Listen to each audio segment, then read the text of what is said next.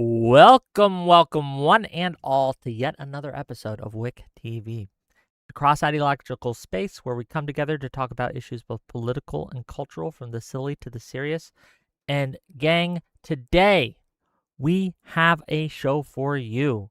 We're joined by some great guests to discuss a very simple topic. Which political party in America is better for minorities? I'm going to give the mic to each of these lovely individuals to introduce themselves and kind of, they can tell you their initial thoughts. If you, dear viewers, at any point want to go and subscribe to any of their channels, I've put links to their stuff in my YouTube description, and I encourage you to do so. But for now, let's get started. I'm going to hand the mic first to Hunter Dunn. Go ahead. Start us off. Open us up. Oh, you muted my brother. You're muted on your end. Hey, false starts, right? Just getting into the football mode It's all good. We're going to loosen up a little bit, right? Hi, I'm Hunter Dunn, and I'm going to be honest, I'm a little bit baffled that the other side agreed to this debate, given that's about which party is better at protecting minority rights. We have one political party that, to be honest, at best, is decent to apathetic on the issue. But on the other side, we have another party, another side of the aisle, that is actively in engaging in attacks on basic human rights, whether we're talking about constitutional violations for all people, but especially targeting minorities, or we're talking about even disagreeing on whether or not we should protect interracial marriage at the federal level. So I think what we're looking at here is a bit of a hydrogen bomb versus a coughing baby situation. But I am excited to get into potentially different definitions of what minority rights are and see if there's any places that we can come together, not just disagree. So thank you for having us on. Okay, well, thanks for being here, and we'll get into it as we go. Next up, Tashika, please go ahead. Introduce yourself. Hi, my name is Tashika. I'm 24 years old. I wrote out a little bit of an opening statement, if that's okay to read here. Go for it. In the past century, the only party that has pushed for and legally adopted the rights for minorities has been the Democratic Party. Whether that be disability rights, civil rights, marriage equality, body autonomy, and decriminalization of identity. The Republican Party has been a consistent threat to minorities for the past century by removing and criminalizing openly gay people during the Lavender Scare, overturning Roe v. Wade, through the Dobbs decision, consistently criminalizing and empowering individuals to privately attack transgender people, refusing to lift the sub-minimum wage of disabled people, and rollbacks on the Black family by taking away their welfare and mass incarceration through targeted criminalization. I'm looking forward to hearing different perspectives from the other side today and how they plan to circumvent reality and history. Okay, well, thank you for being here. We'll get into it as we go. Mr. Rippey, please. Yeah, well, we'll start with my favorite one, just at a foundational level. Hold on, Mr. Oh. Rippey. Oh, I'm sorry. I thought Rifty. I am not Rippy. You are not Mr. Rippey. Go ahead, Mr. Rippey. Go ahead. Yeah, people can tell the difference, but basically, Black voters should have to accept just what the party says. Over the past 6 years, I'm overwhelmingly voting Democrat, and we should look at where Black America is today. 85% of Black Americans vote for a specific party, and nothing has gotten better. If anything, it's gotten actually worse. Instead of repeating talking points, actually go by facts and data and what reality is. So I'm not going to repeat the talking point like they're taking away Black rights and rolling back certain things. I'm going to actually talk about the data, talk about the facts, talk about reality instead of talking points that the Democrats push on the Black community to get emotional voters to continue to keep them in office, to keep the Black people disenfranchised. Okay, well, we're excited to have you. We'll see where it goes. Stream Rift, now it's your turn. Go ahead. Excellent. Well, I'm going to start right at some basics, right? We got the basics of free speech. That's important. The basics of guns, and armed minorities are harder to oppress. So the Republicans want firearms to be generally and broadly accessible, and it is Democrats that want to put restrictions on who can have the protection of the gun. So at a very basic, just can I sleep some more peacefully at night? Republicans say that should be something you're allowed to decide how you're going to protect yourself. I'll also point to some of the government's interaction with minorities has included, and I'm sad to say, that, and Mr. Rippey knows about this in more detail than I do, so I'll defer to him on this as it comes up. But the keep no father in the home policies really destroyed the Black family, and that destroyed the core of that group. And so whites are the global minority. We're going to say Blacks are the minority in this country, and that's fine. But just to be clear on our definitions about what a minority is, I'm going to pick on my opposition here a little bit for trying to do a sleight of hand. This happens a lot, Mr. Rippey, and I have to deal with this a lot. It sounds like you're trying to smuggle bodily autonomy in here, which is a very interesting way of talking about abortion. But if we're talking about a minority, I think women are roughly 50-50. So I think you're trying to push the disadvantage Olympics to the point where now you think women are a minority. It's about 50-50. They're not a minority. I'm sure you're not going to be bringing up things like that anymore. Okay, well, with that, we'll open it up. Go ahead. If I stop you, please respect my moderation. But other than that, floor is open. Go ahead. Anyone want to go for? Okay. Well, the first. Go ahead. Sorry, love. So the first thing I would definitely like to bring up is ask, like Mr. Rippey, you said that Black people have been voting overwhelmingly Democrats for a very, very long time, and you say that there are particular promises that Democrats have given to Black people that they have not been able to, make come to fruition. Can you tell me what exactly those would be for you, so we can get like a baseline of what your stance is? I don't think that's what I said, though. Is that not what you said? Can you restate that, please? Okay, so what I said was that They just repeat talking points to keep Black people dependent on them. So government dependency is never a good thing. Okay, the Republican Party focus more on entrepreneurship, ownership, instead of being dependent on a specific party. We don't want a welfare check. And we want to make our own money. And I'm for the party that's for capitalism because it was actually the Republican Party that helped the Black people that actually helped found the Republican Party. And we go through the history of the Republican Party when we're actually thriving, where we actually built so many amazing things. We own banks, we own bus companies, we own mortgage companies. We did so many great things under the ideas of what the Republican Party represent. Meanwhile, ever since we started voting Democrat, what is exactly what Stream was just talking about, the kick the father out of the home, making the single mother married to the government. That actually destroyed the Black nuclear family. When you destroy the Black nuclear family, that takes down a thriving society because we were thriving prior to the Civil Rights Act. And it was the Democrats that voted against and filibustered the Civil Rights Act in 1964, and Republicans voted for it. So I'm really amused by some of the claims that you're making here. Obviously, I would agree that when it comes to the early Republican Party, which was much more progressive, that they did some great work for civil rights. Like Abraham Lincoln, who also passed the Revenue Act of 1862, which introduced progressive taxation to the federal income tax, also introduced the income tax, and created an inheritance tax, which we all know Republicans love the death tax. It's not like Republicans used to be the party of big government and civil rights and then abandoned it to embrace the Southern strategy, as shown by Richard Nixon on tapes discussing it, using the hard R. And at the same time, when we talk about the Civil Rights Act, and more importantly, the Voting Rights Act, which president did that pass under? Oh, right, Lyndon B. Johnson, a Democrat. When it comes to specifically the registration in southern red states, after the Voting Rights Act was passed, we saw an increase in Black registration from 11% to 51% in Alabama, and in Tennessee from 27% to close to 70%. And this stayed until Shelby County in 2013. The Supreme Court overturned some parts of the Voting Rights Act in 2013, which continued in 2026 with the Louisiana versus Clace decision. Now in pre-clearance counties, voter purges went from 6.8% to 8.9%, specifically in pre-clearance counties. And do you want to know how many of them are Republican? Over 90% of pre-clearance counties vote Republican, and there is a reason for that. The reason for that is because a competent federal government would actually step up and defend the rights of BIPOC people from attacks by the Republican Party specifically. When we see voter purges and voter suppression, so what's your like one sentence on the argument you're making here? I'm trying to listen to you, but you seem to be. Let him finish, and then you can respond. I promise. Go ahead. Yeah. I'm just saying, straightforwardly, I don't think you want to take credit for any sort of pre-civil rights area Republican actions for civil rights, because if you do, I assume you're also in favor of progressive taxation and other progressive policies the then progressive Republican Party took.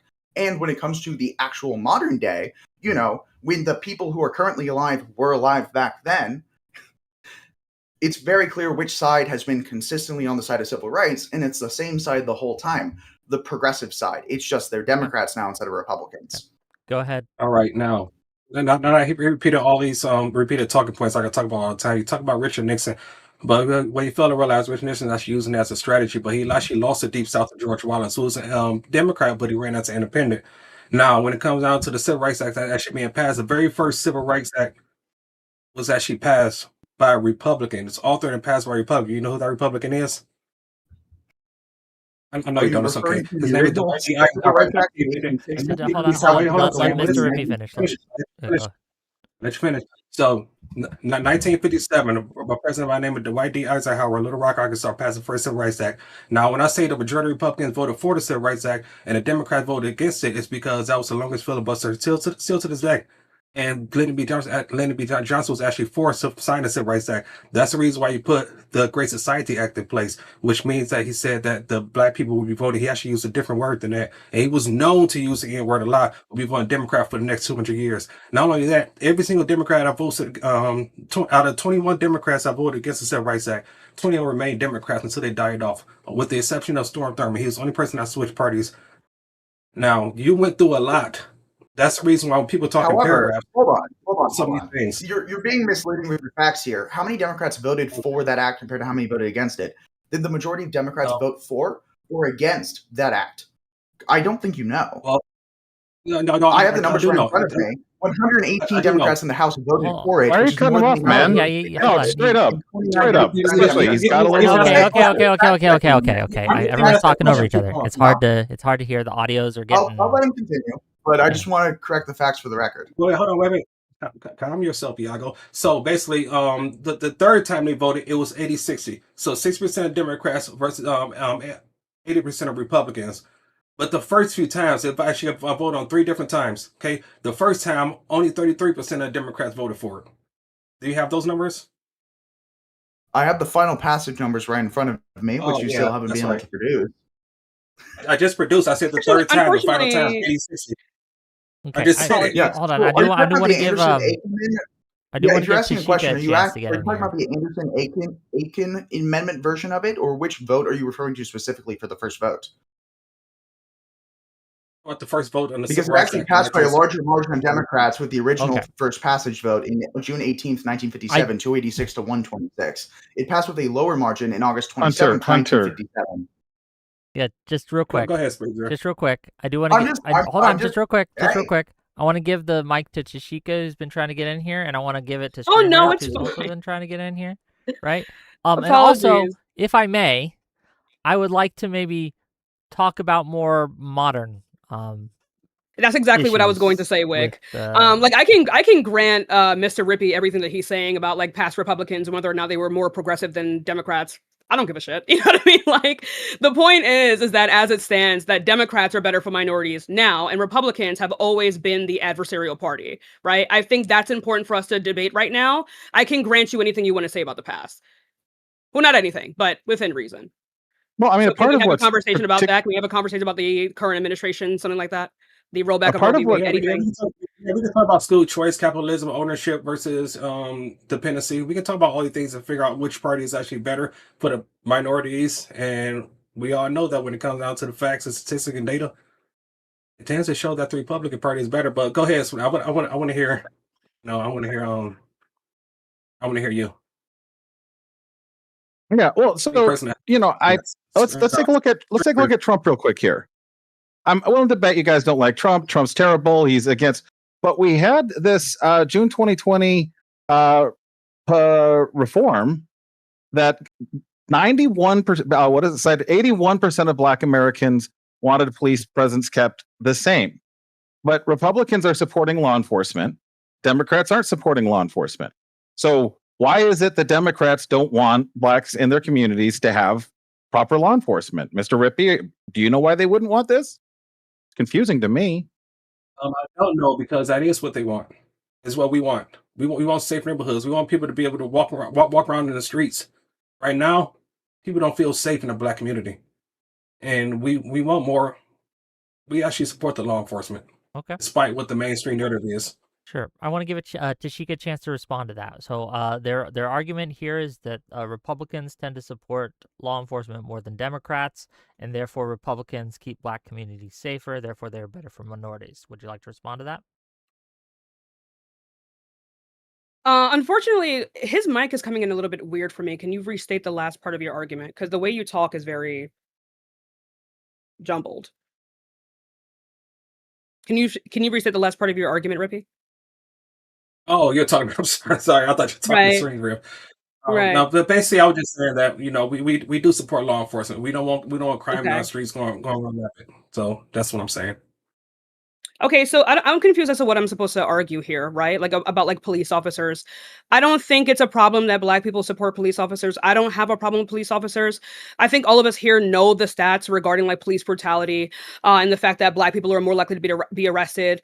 I don't think anyone here would disagree with that. If you do, I guess we can have that conversation later. But what is I don't have an actual contention with that.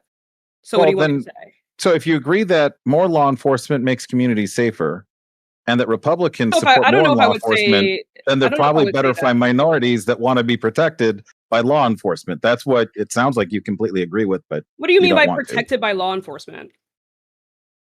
I'm going to ask you to explain what part of it you think is confusing. I think it's a fairly obvious. I'm asking you what you mean by this. Can you elaborate, please? You're gonna get a really specific answer.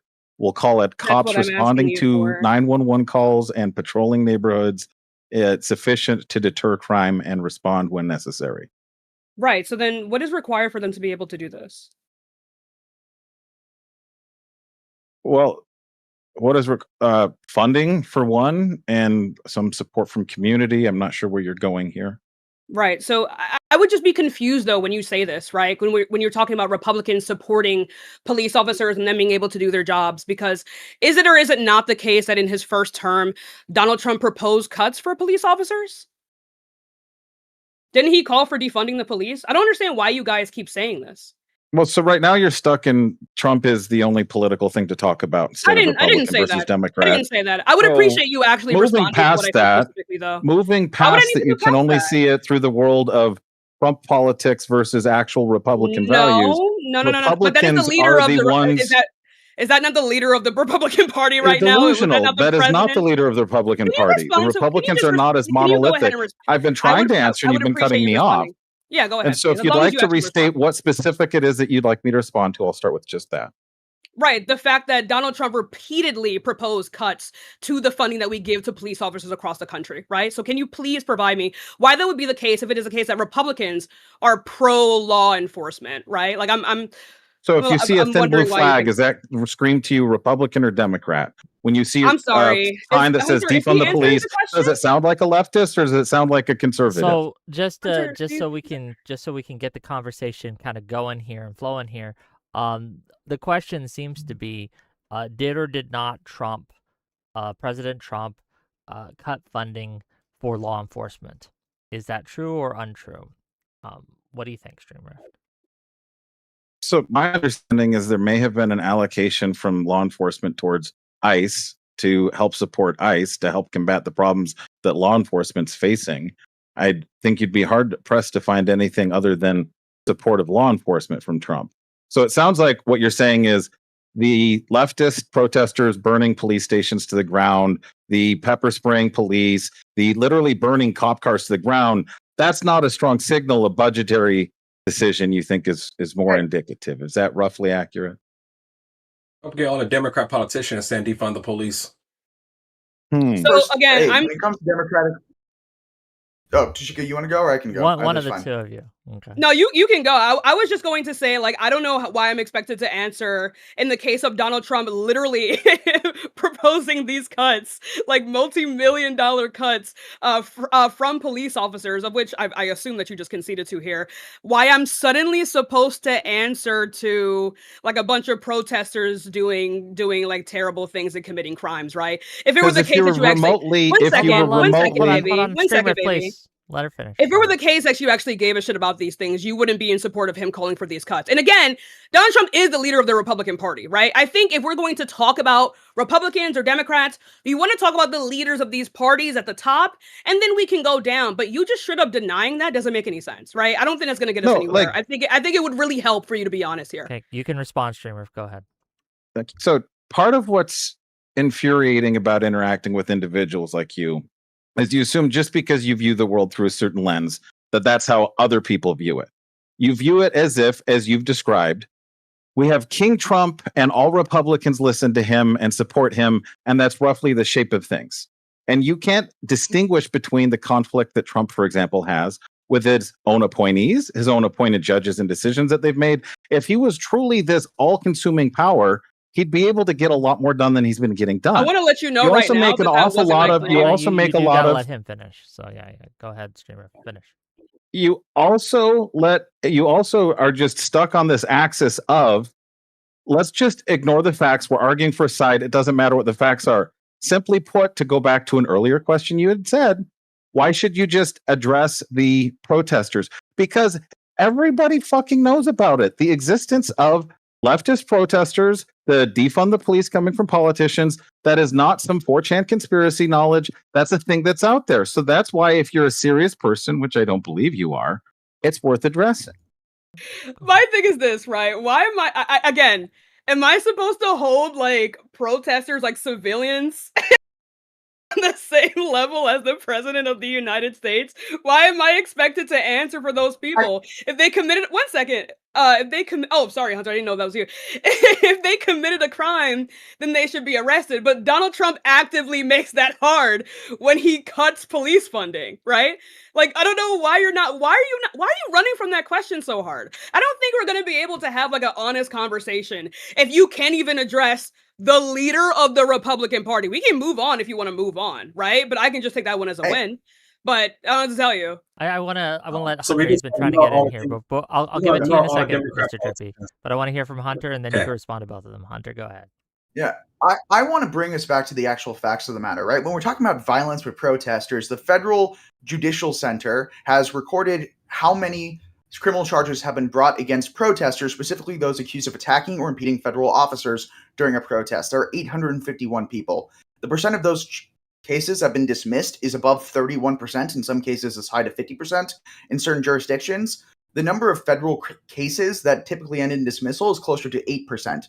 It is 4 times more likely for a case to be dropped due to prosecutorial misconduct or lack of evidence compared to almost any other crime that the federal government goes after. The reason for this is because our current government is ran by a bunch of far-right snowflakes who don't actually know what they're talking about. When it comes to Democratic versus Republican politics on policing, anyone know how much Biden cut police funding by? Anyone know a number? In his 4 years, how much he decreased police funding by? He increased it by $37 billion, increasing funding for over 100,000 additional police officers in over 400 communities. I actually think he went far too far with that because, as we know, over-policing actually leads to more crime. For example, despite unprecedented funding levels, clearance rates, which is the share of crimes police solve by making an arrest, have gone from 41% in 1990 to just 13.7% in 2023. Sorry, they dropped by 41%, went from 22.3 to 13.7. Fewer officers, they say that fewer officers on the street is to blame, but actually we have more law enforcement now than we did back then, while crime has gone down to record lows. At the same time as even in blue states, crime has dropped by 45%. These sworn officers went from making 32.8 arrests per year down to 22.8 arrests per year. My favorite example of this is in New York City when cops went on strike, crime went down. Over-policing does not actually lead to less crime happening in a community. It tends to lead to more crime because it escalates tensions within a community, makes people distrust each other, which leads to worse social outcomes. Generally speaking, you would want to invest more money in social services than into policing, but you're also just simply wrong on the facts. Yeah, we got to let him respond to that. Okay, Mr. Rippy, go ahead, please. Go ahead. Okay. All right. So, do you know why the Washington D.C. police commander was suspended a few months ago? I actually have not heard about that. Please explain. Oh yeah. So basically, they were suspended for changing the crime stats. So we look at these crime stats. We have to stop looking at a headline and just repeating, like I just said, repeating the talking points once again and go deep into detail. What they're not including is a lot of crime that take place that they don't include. Like armed robbery was taken off that list. Assault, like assault and battery was taken off that list. So when they say the crime has actually dropped, it's because they're misconstruing the numbers. And that's happening in Washington, D.C. It's been proven to happen in Philadelphia, it's proven to happen in Detroit, and it's proven to happen in Chicago. These numbers are false. Even when Donald Trump says crime is at an all-time low, because since he's been in office, I'm calling him out on that too. It's really looking to the numbers. Hold on. Isn't Trump's currently the president, right? Which means that because the federal government overrides local enforcement when it comes to Washington, D.C., home rule is not consistently maintained. So you're arguing that under Trump, there's fudging numbers to make it look like crime's lower than it actually is. How does that back up your argument that Republicans are better at minority rights, more specifically policing, right? Because the MPD is essentially under direct control of the president because home rule is quite easily overruled, especially when the National Guard is called in. So you're trying to argue that crime is continuing to surge after the MPD commander-in-chief got dismissed back in May 6th of 2026 after the occupation of D.C. by the National Guard. If anything, it sounds like the introduction of the National Guard to D.C. is making crime worse. Wow. Basically, what you're doing is you take my words and you're flipping it. I'm countering what you're saying. You're saying the crime has actually dropped some of these blue cities, and I'm saying that these blue cities has misstated these numbers. So even when Donald Trump says that the crime has went down, I'm still suspect on that too, so I need to check all the numbers. I'm saying don't just make a statement and then run with it. Actually look into these numbers, even if it is Donald Trump, who's a person that I support strongly. I need to look into these numbers. But when you say that the crime has actually dropped a lot, you're not actually looking at the reason why they say the crime dropped a lot, because these people are actually being investigated for, for misstating these numbers, misrepresenting people. And that's what I'm saying. That all Wait, you're doing is repeating I'm the fact. sorry. I'm sorry. You're telling me this person, they were fired, or they resigned, or they were suspended? They were suspended. They were suspended based off of what? They were suspended based off of misstating, misrepresenting the numbers when it comes down to crime. They did an investigation, and what they found is that crimes like battery, crimes like assault and battery, and crimes like armed robbery was not included on that list to make the numbers look like it's actually a lot lower. So when I Do we say that, need a I should fact be check on questioning this? Because because I'm confused here. Because what I'm reading here is that, let me see. Hold on. Like, there's evidence of proven intentional fraud here. Yeah, here's an article from Metropolitan DC Police Department. You can Google this. Here's an article right here for you. So look up that. But it's not just happening in DC. It happened all over. They misstate these numbers and misrepresent the public with this stuff. But when I say we should question Trump when he says it too, I'm just holding everybody accountable, which is something that the left tend to run from. So, if I'm First reading off, correctly, if this is a correct story, apparently in DC, 13 high ranking officials were placed on administrative leave and began termination proceedings following an internal investigation into alleged manipulation and downgrading of crime statistics to make the city appear more safe. Is that what you're referring to here? Yep. And it's also happened in Philly and Detroit. You are aware that the reason why missing data is it's all downwind from COVID, right? When you go from 2020 to 2021, That's a the amount of strange missing pivot. data for crimes. Yeah, actually, no. I'm just clarifying here because the numbers actually here are very important and interesting, and I would agree that we need more transparency and more direct oversight on police to make sure that they're reporting things accurately. But when it went from an additional 35% of police departments weren't properly reporting crime in 2021 compared to 2020 in previous years. When you look at all the other stats, for example, 1990 to 2019, when the vast majority of police departments were accurately reporting their data, it went from a violent crime rate of roughly 730 offenders per 100,000 people down to, and let me make sure my number is correct here, closer to 366 offenders per 100,000 people. That is about half. So crime has consistently gone down, unless you're arguing that somehow things have changed and outside looks exactly like Punisher: The Last Kill. It's incredibly unlikely that the crime rates have especially spiked over the past several years, which would again be downwind of specifically post-COVID, which again happened under Donald Trump, and the current administration with the rising prices, making it more likely that people might, for example, try to steal something during So the let's say, Iran war. But again, whose responsibility? oh, Can I- Iran war now. Can I We've just done kind of- COVID. We've done Iran Okay, war. okay, you're all trying. Hold on. Hold on. All of you are trying to talk it around once. Stream Rift, I believe you were first. Go ahead. Yeah, please go. Yeah, This is so just you're so lost on the plot. We're here to talk about a specific thing. We're talking about Iran. We're talking about COVID. Or pretty soon we can talk about Pizzagate. We can talk about Gamergate. We can talk about Tumblr. Or interesting better? thought, the First Step Act. Maybe we could look at that. Since we're here to figure out if Republicans are better for minorities or not, do you think the First Step Act that retroactively acknowledged racism in sentencing that I believe averaged about 6 years off of each sentence, isn't it pretty good for a minority, Mr. Rippey, if prison sentences get retroactively fixed? Is that a good thing or a bad thing? I For thought we weren't supposed to minority. be pivoting here. I'm sorry. Well, we talked about crime and people that's been put in prison. You talked about the police, over police, and things like that. So to answer your question, yes, consider the fact that these crime bills that the Democrats actually written up, which I'm not knocking it, but it took Donald Trump to create the First Step Act, which actually released tens of thousands of unfairly incarcerated Black and brown people that was put in place by these crime bills that was created by Bill Clinton and the 101 bill in 1986 and 94 crime bill by Bill Clinton and Joe Biden actually wrote that. And to hold the leader of the Democrat Party responsible, he actually apologized for it and said that was a mistake. He never should have done it because he didn't realize it was going to cause a major effect on black people. But he did that after Donald Trump already passed the First Step Act. How sick are these people? Just repeat this stuff, just get the black vote. Okay, so I think, with all due respect, you're kind of pissing me off here because I feel like you guys are like playing in my face. Okay. The first part of this conversation where you're talking about this person being suspended, right? I don't know why you just straight up lied here. Okay, the reason I was silent for so long is because I was looking for sources, and there is no confirmation that there was genuine fraud going on. The issue, you could say, is that the numbers were not accurate enough, right? But you saying that they purposely smudge these numbers to make things look better than what they are, I need you to provide a better source for that right now.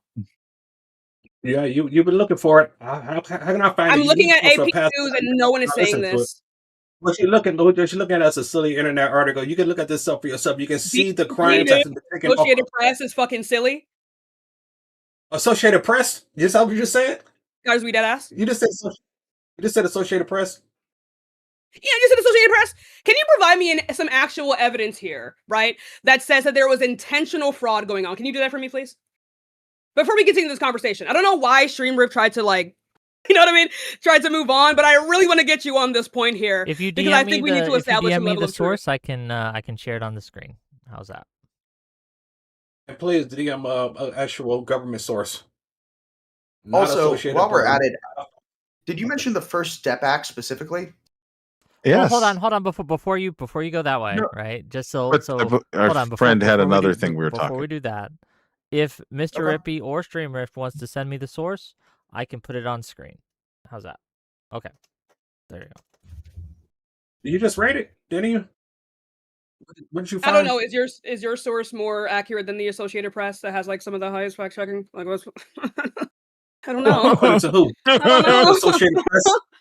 Associated Press. I mean, unless you can disprove it, I don't really give a shit what you think about the AP. Okay, I mean, how is NBC4, NBC Washington? Is that enough for you, or do you have some other particular thing that you want here? Because this is a part of what you. This is a part of what you shit leftists do. Is you demand an absurd standard, and even if it's met, you won't acknowledge it. I'm a send Wick.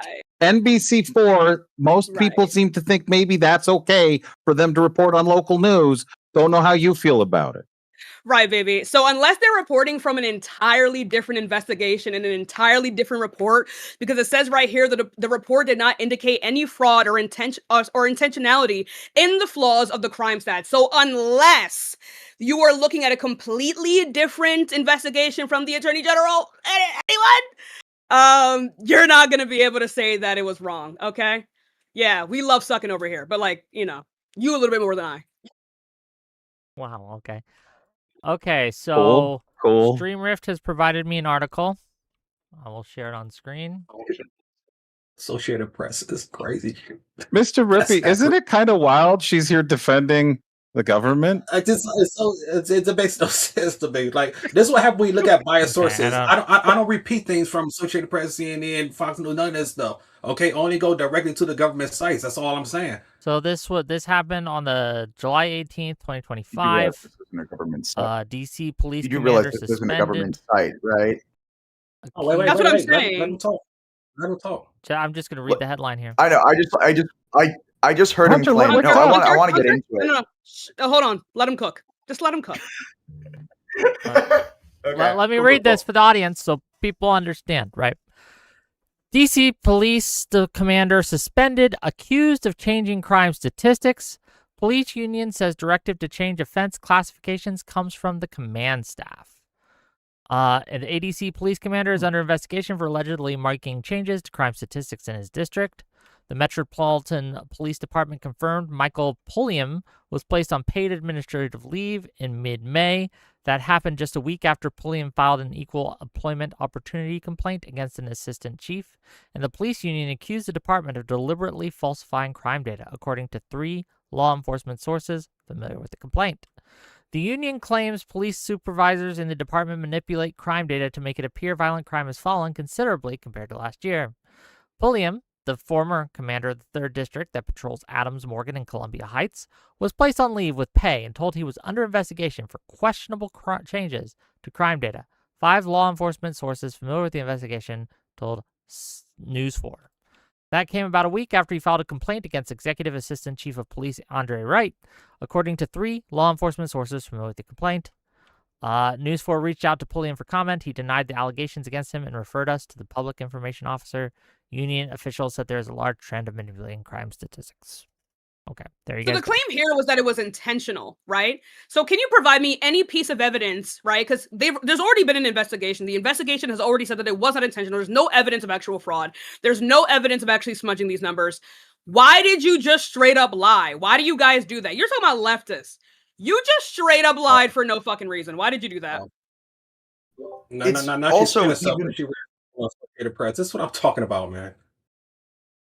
It's also even worse than you're letting on, because part of the reason why he's even part of this, and I'm trying to send this in the chat, is because this is part of a retaliation action by Officer Wright after Officer Wright got embroiled in a large history of controversy.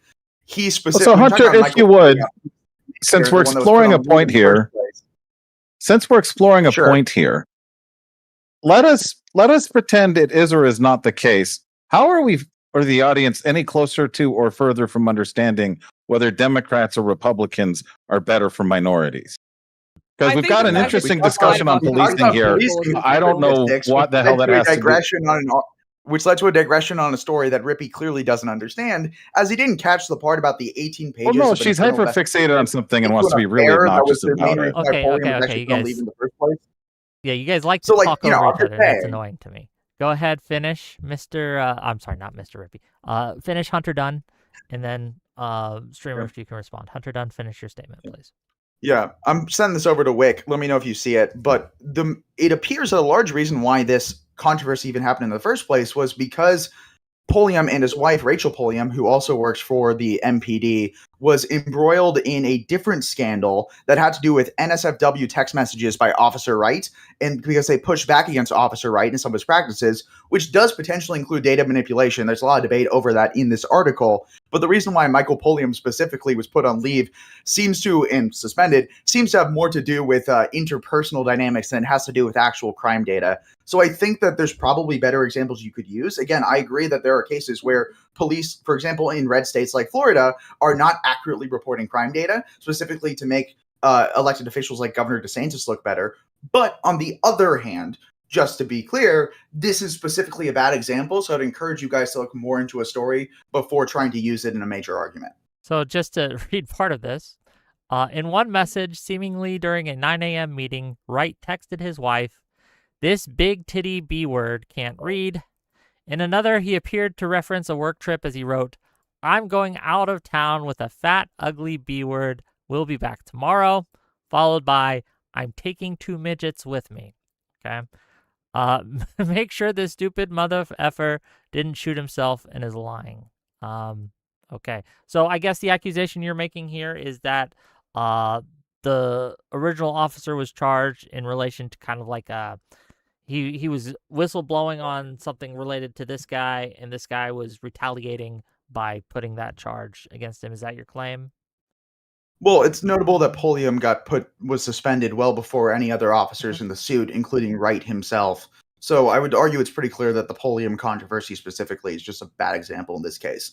Again, I agree that we need more oversight onto police officers, something that in 2020 Democrats attempted to do and did a piss poor job of it for a variety of reasons, but they at least tried, which Republicans have. How is defunding them more oversight? Once again, did the Biden administration increase or decrease funding for the police force? So the public talking point of tons of parties was, politicians was defund the police. That was the line. That was the shirt. That was the meme. How is that? Point to me to a specific bill that was passed by any Democratic assembly. Hold on. You gotta let Streamer finish. You gotta let Streamer finish. You were making a lot of claims. Oh, are you telling me to be quiet? You're not even letting me finish my claims. Is what makes finish. Let Streamer go, and then you can respond. I promise. Streamif, Okay, please. I'll respond after. That's my bad. Yeah, you're fine. Right. So the statement defund the police is antithetical to more accountability for the police. For example, that could be like the cry for officer cams, and adding body cams has actually been wildly eye-opening to why certain groups end up getting more conflict with the police. But to stick back to the topic here, one of the things that's really interesting that Democrats like to do with tax dollars is light them on fire. As you may know, the CHIPS Act got passed. One of the things that the Democrats have done in the past was the broadband program. Now, of course, Musk already solved this with Starlink, so the problem's already solved. But $42.5 billion later, zero homes have this broadband internet. Okay. So this CHIPS Act funded a lot of money to innovation, allegedly innovation. There's very little accountability on it. And this is one of the signature wonderful, thank God, if we're bragging about how well Biden did, this would be something a lot of people would point to. Now, Okay. Republicans Sorry, have a second. different Just- reaction What to did this. you?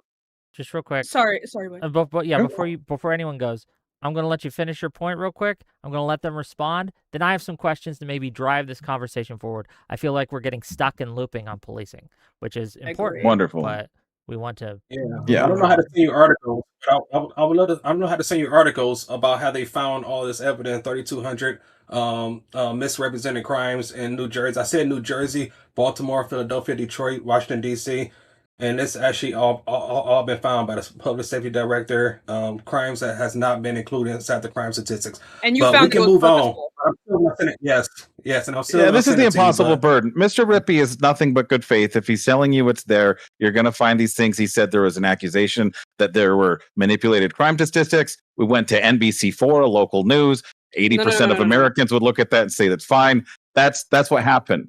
Now Hunter was trying to talk about the legislative actions of Democrats. So Democrats' legislative solution to innovation is take a bunch of money and put it into programs that do things like spend $42.5 billion on not getting broadband internet to people when you could just give Musk a couple of bucks. The Republican answer to this was in the big, beautiful bill where the qualified small business deduction went from a $10 million exemption on cap gains to $15 million.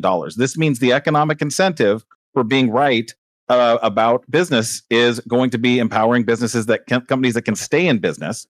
So minorities that are getting jobs at companies that can actually exist under better tax treatment is better than flash in the pan startups. I do want to give it to Shika first, and then to respond. Then Hunter can respond. Then I have a question for everyone to drive the conversation forward. Go ahead, Shika, please.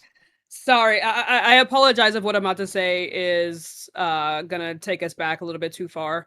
But Streamrift, what did you? I don't remember if it was you or what's his face. Which one of you talked about like what was the thing that you said before? Like you said, Democrats are running on defunding the police. Did I hear something along those lines, or am I tweaking? Yeah, Democrats ran on the line, defund the police. Which one? Like which House or Senate? I'm which not doing this Senate game with you, Congress? my friend. What do This you is mean an this absurd game act. asking you for evidence? What are we talking about? Like what? Why we are not going to be able to have a fucking debate here if you guys just lie. Name the fucking Senate or Congress Democrat that ran on defunding the police. Do it right now. Name one. You yelling and calling people liars. It's not going to have you win I'm this loud debate, and okay? right. Get over it. I'm loud and right. Loud and right. No, the Anyway, problem Just hold on. Stop, all of you.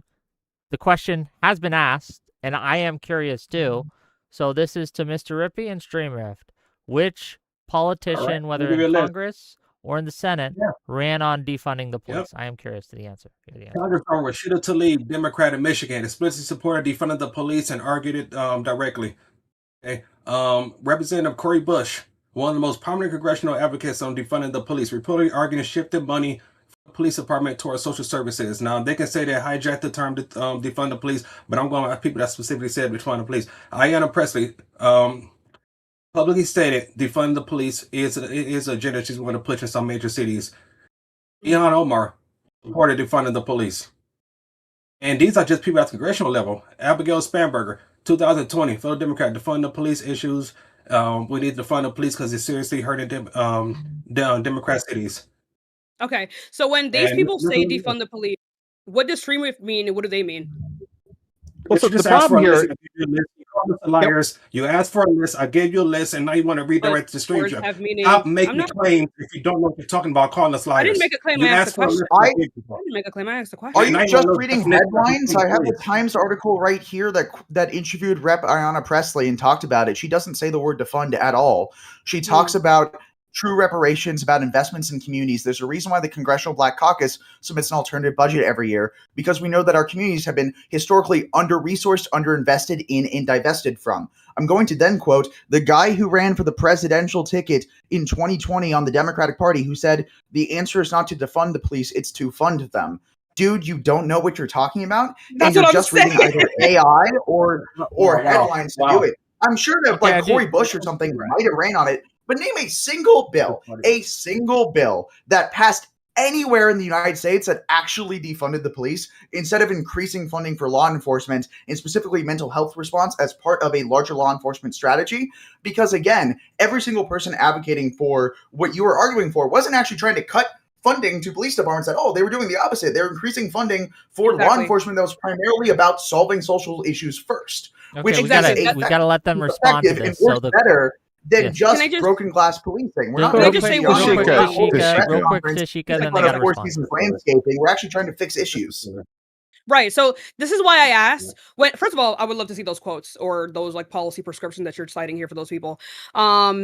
But also, this entire thing. This is why I asked Stream Riff, what is your definition of defunding the police, and what are they saying? Right? Because giving the police more funding so we can fund more social programs to help them in their job is not the defund the police that you and a lot of conservatives like to say that it is. Right? So how are you defining it, and how are they defining it, and what is their actual policy prescription?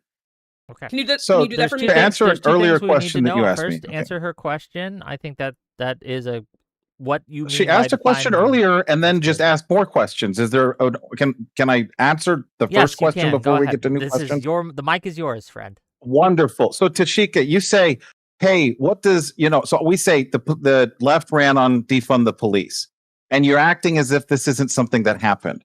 And to a lot of the right, from, like, shut the specific fuck Democrats. up. I'm answering your fucking question. Hold on. Damn, Mr. Streamrift. Go ahead, but I will be moderating here. Don't worry. If anyone needs to shut the fuck up, I will tell them. Okay? Go ahead, Streamrift. The mic floor is yours. Have the mic. So go ahead. What you're describing is so disconnected from reality that would be like telling folks that COVID didn't happen. And so then you're saying, well, prove the thing.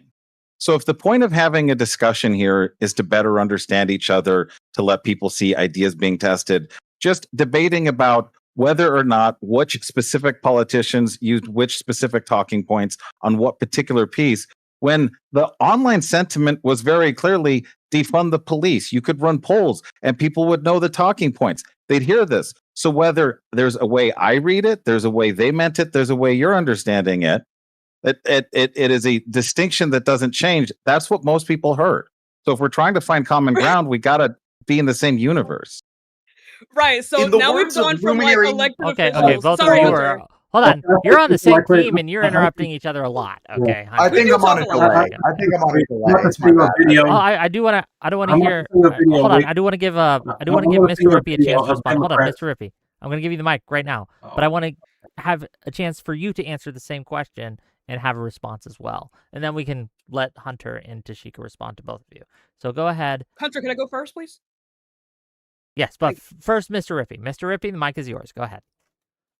I'm just saying I'm about to send you a video of about 7. We're not gonna play the whole 7 minutes, but it's Democrat politicians. So many people are high-level politicians saying defund the police. Some of them are saying dismantle, like redirect some of the funds. And I said that when I initially started this stuff. When I initially started this, I said people hijacked that term defund the police, make it sound like they didn't take money from the police force. But these are some Democrat politicians saying take money from the police force. Defund the police. And I'm about to send it to you as soon as I figure out how to send it. Just right-click my name, send message, send it to me. I'll put it on screen. Do you have a particular timestamp? We're not going to watch all 7 minutes. That's just too long. Yeah, well, I don't know. I guess you're just going to watch like the first 45 seconds or That's so. Fair. Okay. Yeah, just DM it to me, and I will read it on screen.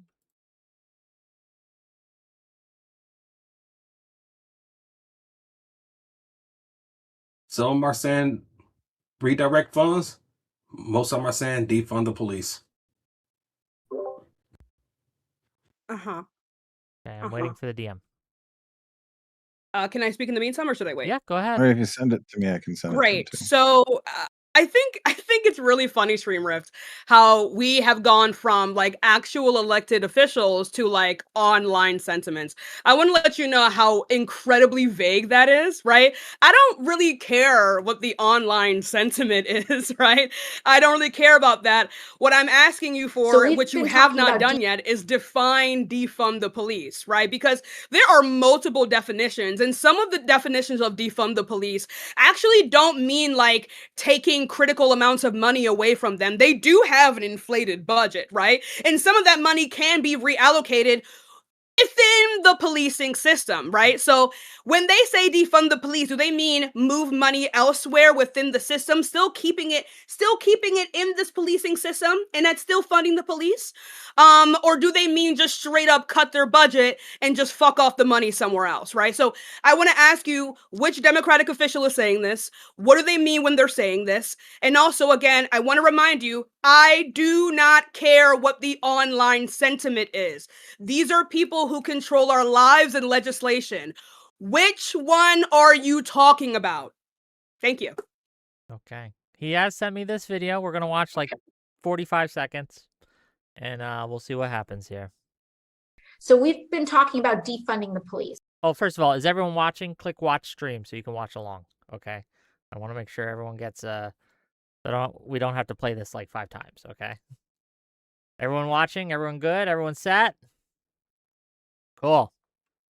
So we've been talking about defunding the police. There's some issues that we ask police to do, like mental health issues or policing in schools and all the rest, that perhaps we can shuffle some of that money around. Suck it up. Defunding the police has to happen. We need to defund the police. Mayor Eric Garcetti saying, take some of the money from policing, about $150 million. I applaud Eric Garcetti for doing what he's done. Not only do we need to disinvest in police, but we need to completely dismantle the Minneapolis Police Department.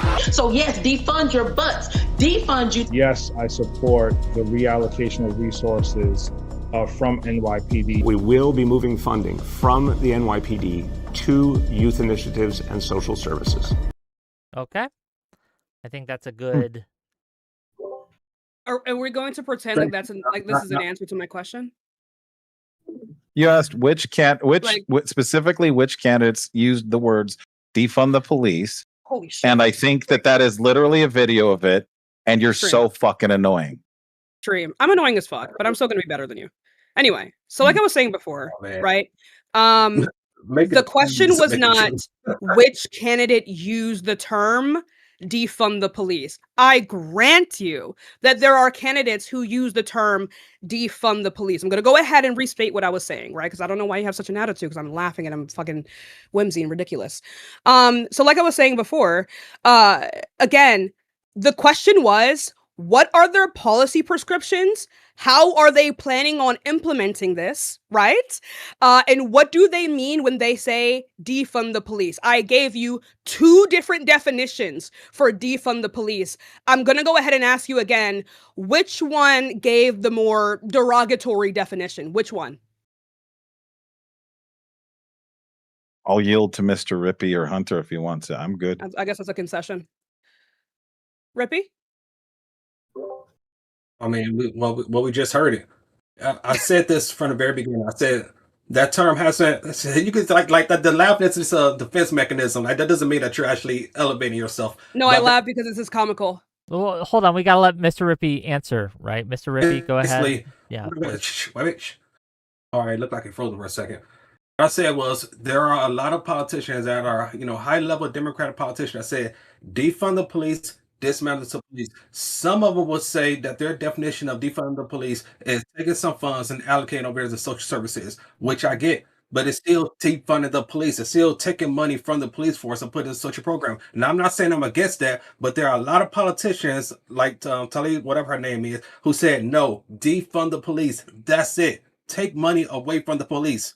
There are some of them that saying reallocate funds. Some of them are saying take money from there. You asked a simple question, which politician said defund the police, and I'm telling you, and your defense is laugh. Yeah, good job. That don't No, fly over here.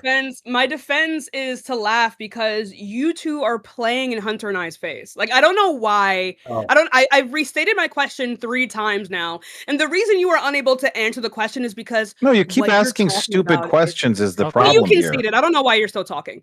Anyway, so like I was saying before, I don't know what that was about. I do anyway, have a question for you in a second, Tashika.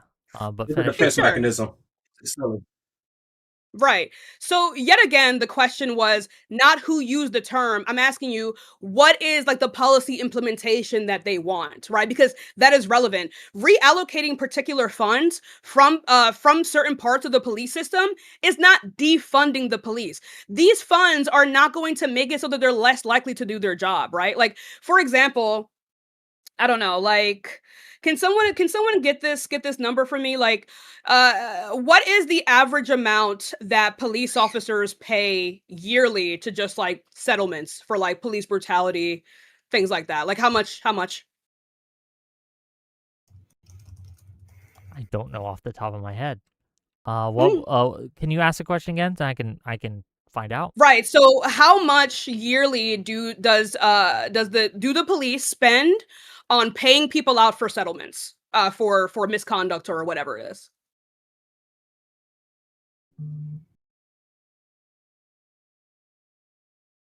Give it a minute and I'll find out.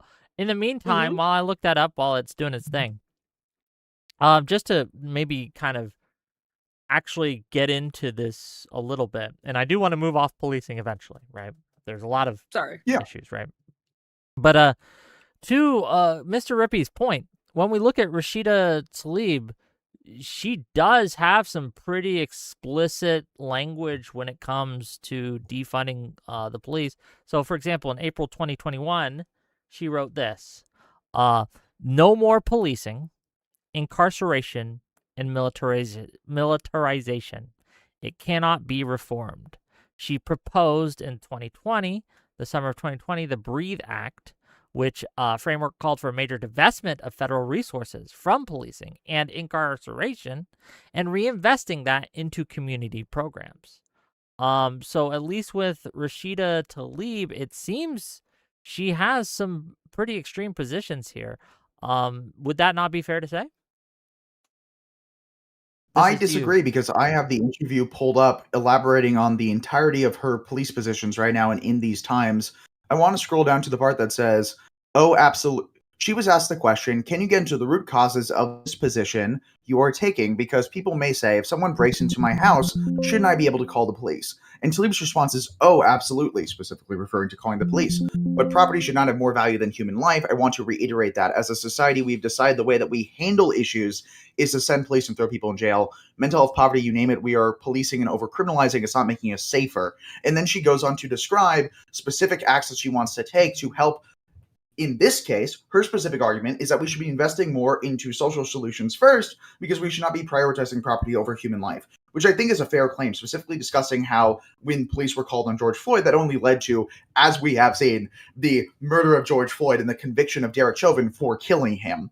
But she's very clear here that she believes that police should be a resource, should be something that we should be going to when it comes to someone whose life is under threat. So again, like, that's not really a fair characterization of the point she's making. She's specifically critiquing, possibly in less than effective terms, the over-militarization of police.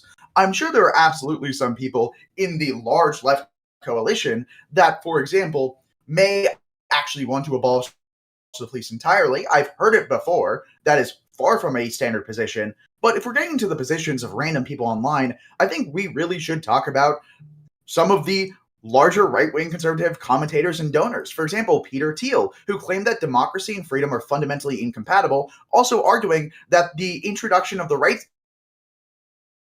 to vote, women's rights, was the biggest blow to capitalist democracy in the 20th century. So, and this guy, unlike random people on Tumblr, is funding and bankrolling Republican candidates, is running Palantir, which is basically Big Brother, and is a close personal friend of the vice president. So if we're talking about random people online, I would love to see you defend Peter Thiel, Nick Fuentes, or Republican candidate for House Brandon Herrera, who has a real shot of winning. Do you want to know what he said about women and children? Because almost no other Republican congressperson is going to defend it. Or we can go further, talk about Max Miller. Sure. If we want to talk about the protection of minorities, the most vulnerable people among us, I think we should talk about the protection of women and girls. Okay, why is a couple domestic things. abuser not being thrown out of the party by party leadership? Why is he being defended by the president? Just before we move forward, I'm not sure what happened to Mr. Rippey. I'm going to DM him, see if he crashed. I'm not sure what happened with him. We'll try to get him back. Do you know Stream Rift? You have his number. If you can contact him, see what happened. Hopefully. Yeah, he just messaged me. Sorry again, just to... Yeah, I'll let you know when I know more. Yeah. Let me know when we know more. We're gonna move forward anyway. To answer your question, Tashika, which is how much is paid out annually. From what I can find, it depends on the jurisdiction. Yes, of course. New York City, for example, the historical average is 170 million a year. Chicago's 46 million a year, right? So there's a wide range. It's hard to... No, there is. It is by district to district, right? Yeah. But like overall, they can pay up to like what I believe it was $3 bill to $4 bill, right? In the span of like the past 10 years, right? I think, and a lot of this is paid for by like our tax dollars. If it is the case that we can take some of this money and put it towards more social programs to aid police officers on their outings or whatever they need to do, or hell, even increase certain levels of training, like de-escalation training, right? These are all examples of like defunding the police, but defund the police just sounds stupid, right? Just like the term itself just sounds really fucking dumb. So I would have to ask you what they mean when they say this. Yeah, just real quick. Mr. Rippey, can you hear us? Sir? Are you there? Hello? Yeah, I can hear y'all. Can y'all hear me? Yes, hear me? We can. We can't see you yet, but we can hear you. Yep. Yes. I'm having trouble. Okay. It's the deep state. They're trying to stop you from speaking. I think if you hover over your screen is where the camera button is. Give him a minute. Discord's a little sneaky. But I do want to hear the answer to the... I do want to give you both Stream Rift and Mr. Rippey response to what Tashika just said. Stream Rift, you'll probably have to carry that since Mr. Rippey's having connection issues. I didn't hear it. I didn't hear it because I was like... Yeah. Got you. Well, I mean, I think like part of what's powerfully annoying here is that you're arguing on a stupid point, and the way that you're arguing really leaves us at the same conclusion. So roughly speaking, what it sounds like is you've got the position that if we stop paying out any police brutality cases, then we'll have the funds for social services, so that way we won't need to do that. And if that isn't your presupposition, then how is it that we create the opportunity to have additional resources for the law enforcement so that we can have all of the things that you want without cutting on things, for example, like them being able to have enough staff to cover everything so officers can actually be rested when they go to work? So I think that it's an oversimplification to say, well, there's some fat in here, we can cut it out.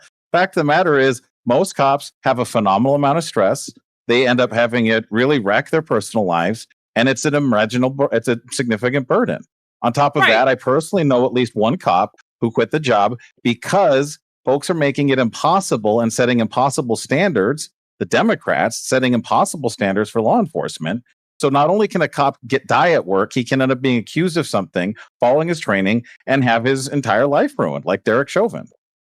Oh, whatever. Anyway, so I think that is not that's a concession, isn't it? By your rules. Yes. Got a Tashika concession. No, hold on. There's a very clear reform. When I did engage, it was a concession. Repeat that, please, Hunter Dunn. I didn't hear it. Yeah, there's a very clear reform here that's actually a free market solution. I think we could get both Republicans and Democrats on board when it comes to fixing the problem with police brutality in this country. Two easy parallel reforms that I've worked on in some of my organizing work. One is that police budgets would require a self-insurance fund from which all settlements and judgments related to officer misconduct are paid. This would ensure that financial consequences remain with the department, not the general fund. And then the other thing would be requiring state legislation authorizing cities to require officers to carry individual professional liability insurance. Officers with multiple misconduct claims would become uninsurable and would face decertification through state level laws. In these cases, it would actually provide a free market solution to prevent misconduct by police in these cases, because it becomes unprofitable for the police department and the individual officer to continue acting the way that they're acting if they want to keep their jobs and keep their funding to get that cool pizza party at the end of the year. I'm being a little bit facetious there because I don't think you're interested in any real solutions. You just cheer on when you see a black man get beat up by the cops. But in the interest of trying to reach out some sort of I call party foul. I call party foul. Hold on. Come on. Let's keep it at least at an 8 and not a 10 here. I don't know if Streamer is cheering on police brutality. I have never once cheered that on. And Hunter, you're just a piece of shit for that. We can't have an honest discussion. You sit there and say, "Oh, you can't have an honest discussion." You accuse me. I hold positions that are legitimately worth criticizing, perhaps. For example, I believe that the CHIPS Act was a terrible way of empowering minorities, and I like Big Beautiful Bill. We're not talking about that. Why is that, Hunter? Why is that? Can I get to respond? Well, when it comes to the CHIPS Act, I would ask you why Republican Representatives Maria Salazar took credit for passing it when they actually voted against it. If the bill was so awful and so terrible, why did at least 10 different congressional Republicans take credit for parts of the bill that were passed that they voted against? Like, yeah, you are out of step with the Republican majority on this one because they're taking advantage of a bill that they didn't pass. And that's why, fundamentally, I am criticizing. What the fuck do you think I even said? Just real quick, just hold on. Housekeeping. Hold on. The reality of the situation. Hold on, please. Housekeeping. Mr. Rippey's having connection issues. I don't know if he's going to be back. In the interest of keeping it fair, I might jump in a little bit and put my 2 cents in LARP for a little bit. Is that okay if I LARP a little bit as your opposition? Would anyone have a problem with that? Just in the issue of we don't have a dog pile here. Unless Lactoid's listening and wants to jump in, and then he can do it, right? But yeah, Lactoid, you could hop in. Right. Anyway. Go ahead, Tashika, please. Yeah, so before, I just want to let you guys know, I feel like we're slowly drifting from the actual topic here. Which is why, I want to get off policing and push. Yeah. But I want to try and bring things a little bit back. And unfortunately, and then after this, we can move on if you want to, Wick, if it's getting too stuck on the policing thing. You said that like police officers are struggling, mental health, blah, blah, blah, blah, right? I think the main way to allow blah for the people that respond if someone's coming into my house and raping my children. They're gonna rape your kids before they get there. Be sure. Anyway, so like I was saying before, I don't know why what are we talking about, guys? Anyway. Like I was saying, I think the best way to make a police officer's life easier is definitely to invest in things that actually lessen crime, right? Like community centers. Like I don't know specifically what it is. Let me see something. What makes you think that a community center lessens crime? You're making a statement that is unsupported. Because specifically for like young black. Because specifically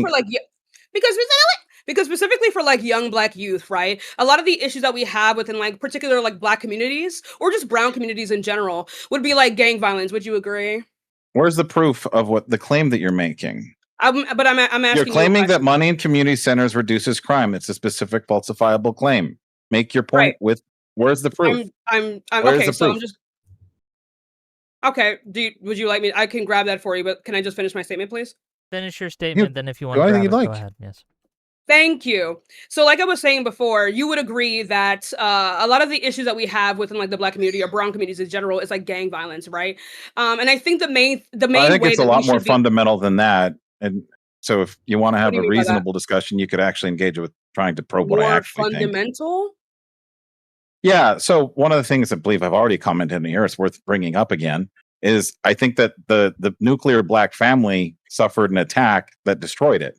And I think that you can talk about the downriver from that. I think gang is certainly a way to look for humans are tribal. We're looking for a group. I think young black men that had fathers in the home would be more likely to spend time with dad than out looking for another group. It's just the way humans behave. I'm not making any judgments on anything, but structurally, I don't think the gangs are the problem. I think the problem happened before the gangs showed up. Right. So I think we can definitely get to that point soon. But oh, hello, Mr. Rippey. Yeah, just I think whenever he gets in here, it resets, so he picks up like the stream. Unfortunately, he needs to mute sorry. the stream. It's fine. I apologize. Look, I apologize for the technical difficulties. I don't know what's up, right? It just is what it is. But we're gonna muscle through, okay? Tashika, respond. Go ahead, please. Right. So the way in which we like lessen things like gang violence within these like Black and brown communities is to get like a lot of young people off the streets, as those take up like, you know, the majority of like those groups, right?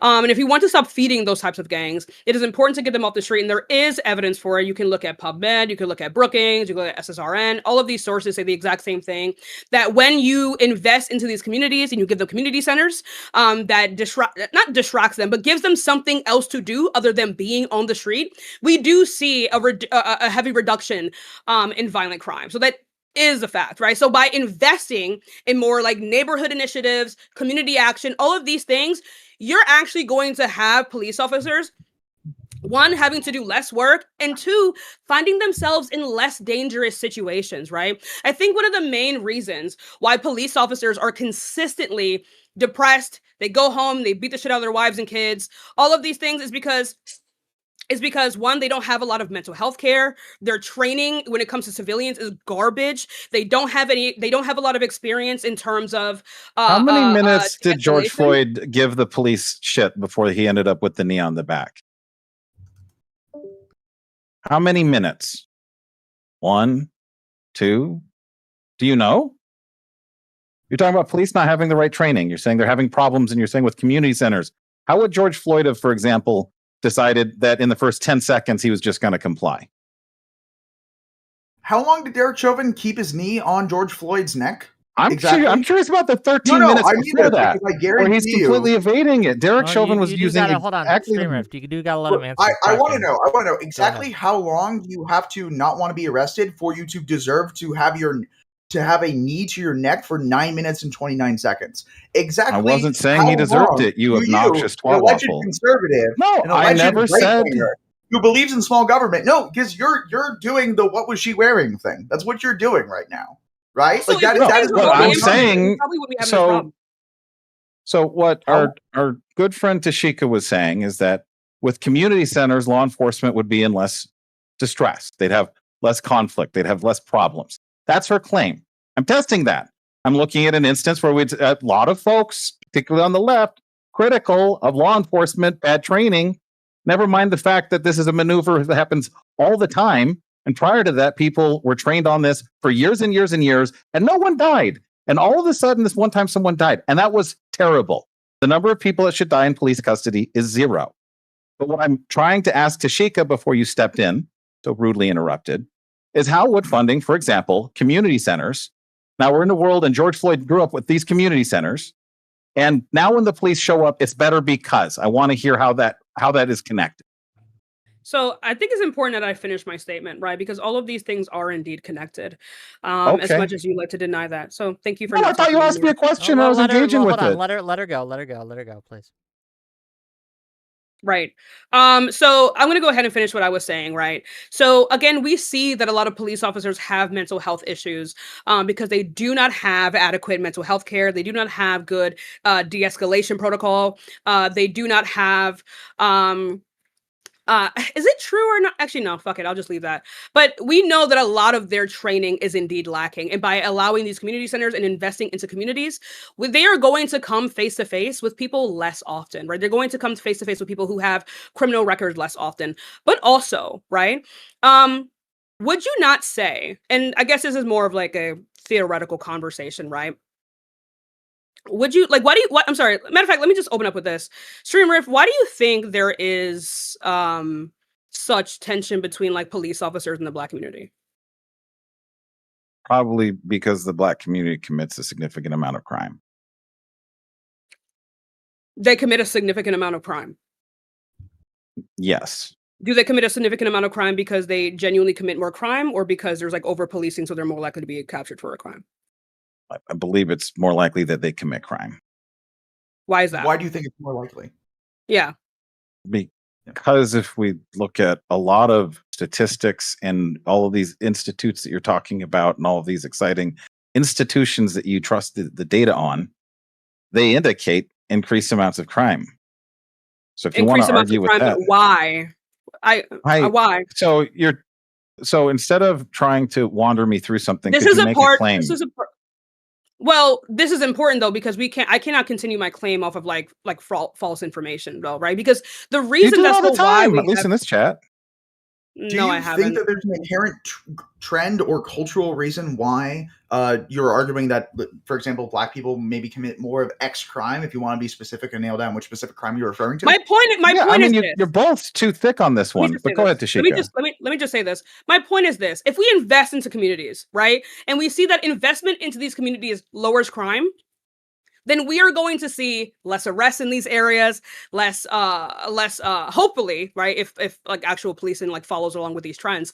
We're going to see less crime in these areas. We're going to see less interactions with police. We're going to see less instances of police and civilians getting into whatever they typically get into that you like to bring up with like George Floyd, right? So when you say like, how would this have prevented so-and-so with like George Floyd dying?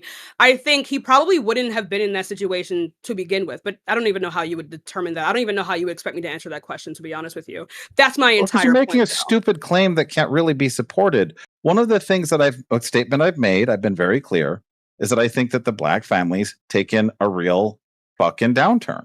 And I think the destruction of the Black family, the nuclear family, is where a lot of the damage is. I'm a 9th generation ordained elder. I love families. I'm pro-family. And the government programs that have forced Black fathers out of their homes, I think, are a part of the cancer here. So instead of saying, why don't we have community centers? Why don't we have fathers? What's like so uncomfortable about that? Because the United States government has given an incentive for fathers to not participate in Black homes. What is the incentive? What's up, Rippy? Welcome back. So the question is, what is the incentive? So the question Tashika is asking is, what is the incentive that the government has given for Black fathers not to participate in Black homes? Is that a fair read of the question that you're asking, Tashika? Yeah. Yeah. Go ahead. Right. So, Mr. Rippy, I can run at this if you want to. Fathers in the home. Someone answer the question. All right. Well, there's an able-bodied father check where basically if they'd go to a woman's homes, if she's on government support, they'd go doing midnight raids looking for shoes, and if they can find a man, then all the government checks get cut. So what this did is it created a financial incentive for mothers to be divorced from the fathers and keep them out entirely, because the government's going to take care of it. So you're saying now make the government, the community center, the center of the community, not the father. I think you want to destroy families, and maybe you don't know what a intact family looks like or what a community built off intact families looks like, but it looks a lot like Black Wall Street. Blacks are certainly capable of building and being industrious. They just need the same thing that the Mormons in the desert needed, which is the government to fuck off. Okay, hold on. You threw a bunch of presuppositions into there. The reason why, if we're discussing why there is a higher trend of single parents in Black family households, again, which you haven't provided any data for, I'm sure I could find that data, but a little bit annoyed that you don't have anything ready here. We should talk about the impact of the King v. Smith. King v. Smith. No, just real quick, just another point.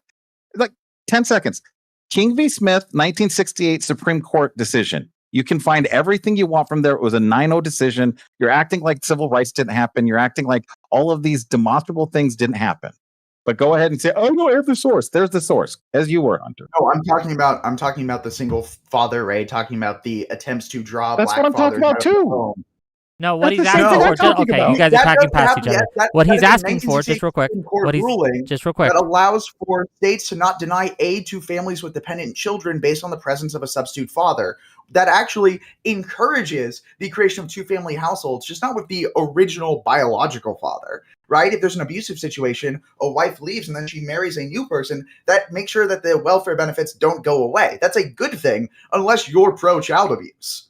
I'm not accusing you of being that. I'm asking you. No, so you just did one of the most common bullshit sleight of hands here, where you say either you agree with me or you eat babies, and that's an insane way to argue. If I asked you, do you support eating babies or not, and then I said, if you disagree with me on whether or not you should eat babies, then you support eating babies, then yes, it does. So that's a dumb analogy. I'm asking you, do you support letting abusive women leave the abusive man, remarry, and still get benefits for the child? Yes or no? This is a very simple question. No, it's not. What is your one sentence question? I'll answer it very directly. Do you think that a abused woman who leave their ex-husband, marry someone else, should still get benefits for their kid who they took out of an abusive home? I'm not sure. Under what circumstances would you be against it? Well, so if we have a situation where they're getting married, the societal question is, no, we're talking about just real quick. We're talking about abusive homes. So there is abuse in this hypothetical. Someone has beaten their spouse. The spouse decides, I need to leave and take my child with me, and they go and they remarry. Why would you be against them continuing to get benefits from the state? Well, so I'm going to give a very detailed answer to the stupid question. The states set their own guidelines on Medicaid, and the way that the eligibility would be based likely off of household income, which would be impacted by whether or not new husband had the same income. Let's just assume new husband had identical income.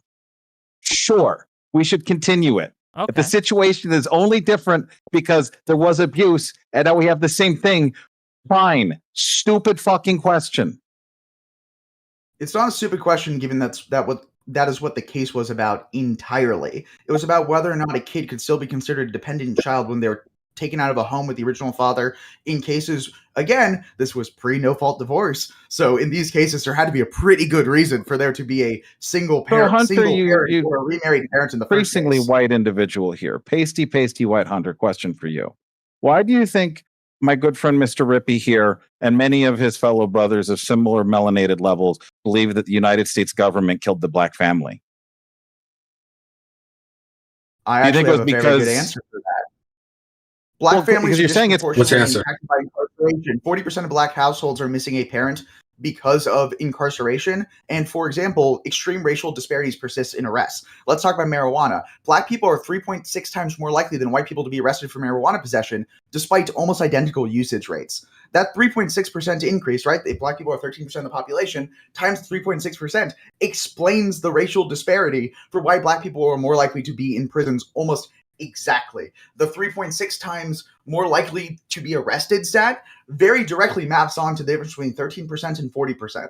So again, I totally agree. The American government, which has been more on Republicans, but Democrats, especially Bill Clinton, who is sort of a Republican light, especially considering his close personal friend with Jeffrey Epstein, whose best friend was Donald Trump. Jesus, fuck. You give me shit about bringing things in, and we're doing the Epstein files. Let's do Mossad. Let's do Black Earth. Let's do Flat Earth. Let's do Masons. Okay, hold on. Stop. Streamer, stop. Actually providing social services. Okay. I want to ask Rippey. I want to get him on it.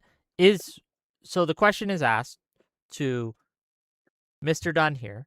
Why does he think that you consider that the Democrats and the government destroyed black families?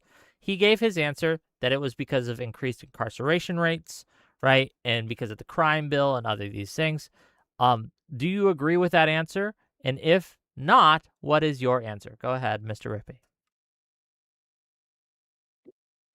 Not at all. To just say that, throughout a blanket statement, the reason why the single parenthood rate went from 1 to 5 to 4 to 5 in a short 50 years, since 1950 to the year 2000, is because more black people end up in prison, and that means that there's a racial disparity. Now, the disparity indicate racism. The reason why is because the Great Society Act was passed, which made the single mother married to the government. They used to exactly what Rip just said. They used to go inside the homes, and my parents can attest to this. My grandparents can attest to this. My aunts and uncles, they will go inside the homes to make sure there's no man inside the house, because if there is a man inside the house, going to get cut off government assistance. It's not because of the guys just went to prison because of some crime bill that happened in the 1980s, 20 years after the Civil Rights Act, because it started to happen prior to that. They used to make sure there's no man in the house. To break down a nuclear family is their main agenda. President Lyndon B. Johnson spoke on this. If you break down a nuclear family, that's going to be it. Because prior to that, we're actually thriving because we had a two-parent household. If you have a two-parent household, that's a key to a successful thriving society. Prior to the Rights Act being passed, prior to Lyndon B. Johnson and putting in the Great Society Act, which made black women married to the government, we were actually thriving. We had a family structure. That's the reason why, according to Thomas Sowell, Rod Wilson, Walter E. Williams, that's the reason why black people are actually outpacing white people in near future when it comes down to economic value. Because we had a dual family system, and we focus on capitalism, building our own wealth, and not relying on the government. You rely on the government, everything goes downhill. That's the facts. I understand that you're having some technical issues, so you might not have heard my answer. So I'm just going to ask you two questions straight up.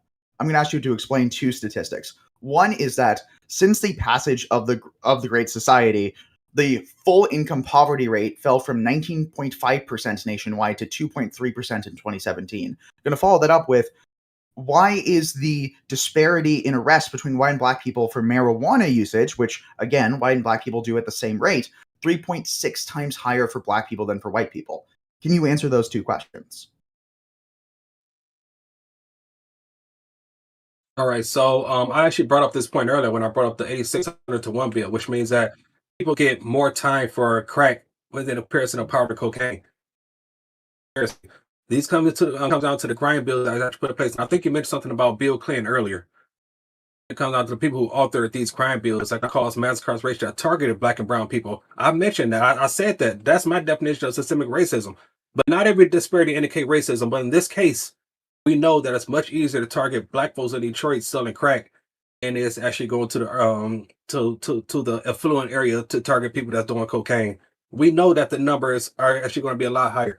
And the prison numbers, the higher the prison numbers are, incarceration rate is, the higher the more amount of money that the system gets. I'm not discounting that.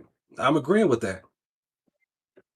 Yeah, I would agree with you. Again, there's absolutely an incentive to put specifically marginalized people in prison. And that the 1994 crime bill, which was passed under President Bill Clinton, who was a Democrat, was a factor of that. Do you happen to know when it came to specifically the Senate that passed it? It passed it 95-4. Do you happen to know the split between senators who opposed and supported it?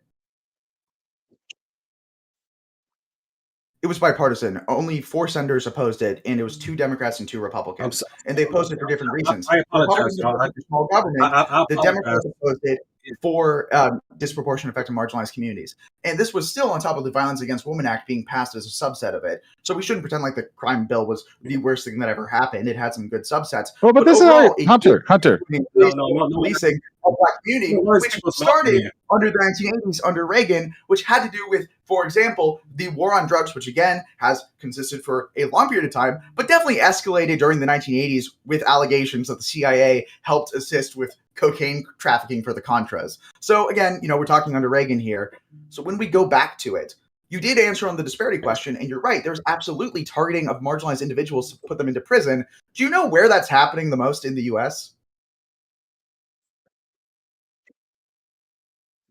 I just want to say I'm not cutting you off. It's just that I have personally I have a Starlink, which is great, but it whenever it starts to rain really hard. I'm only hearing like there one is a delay. This is this is why. Hold on.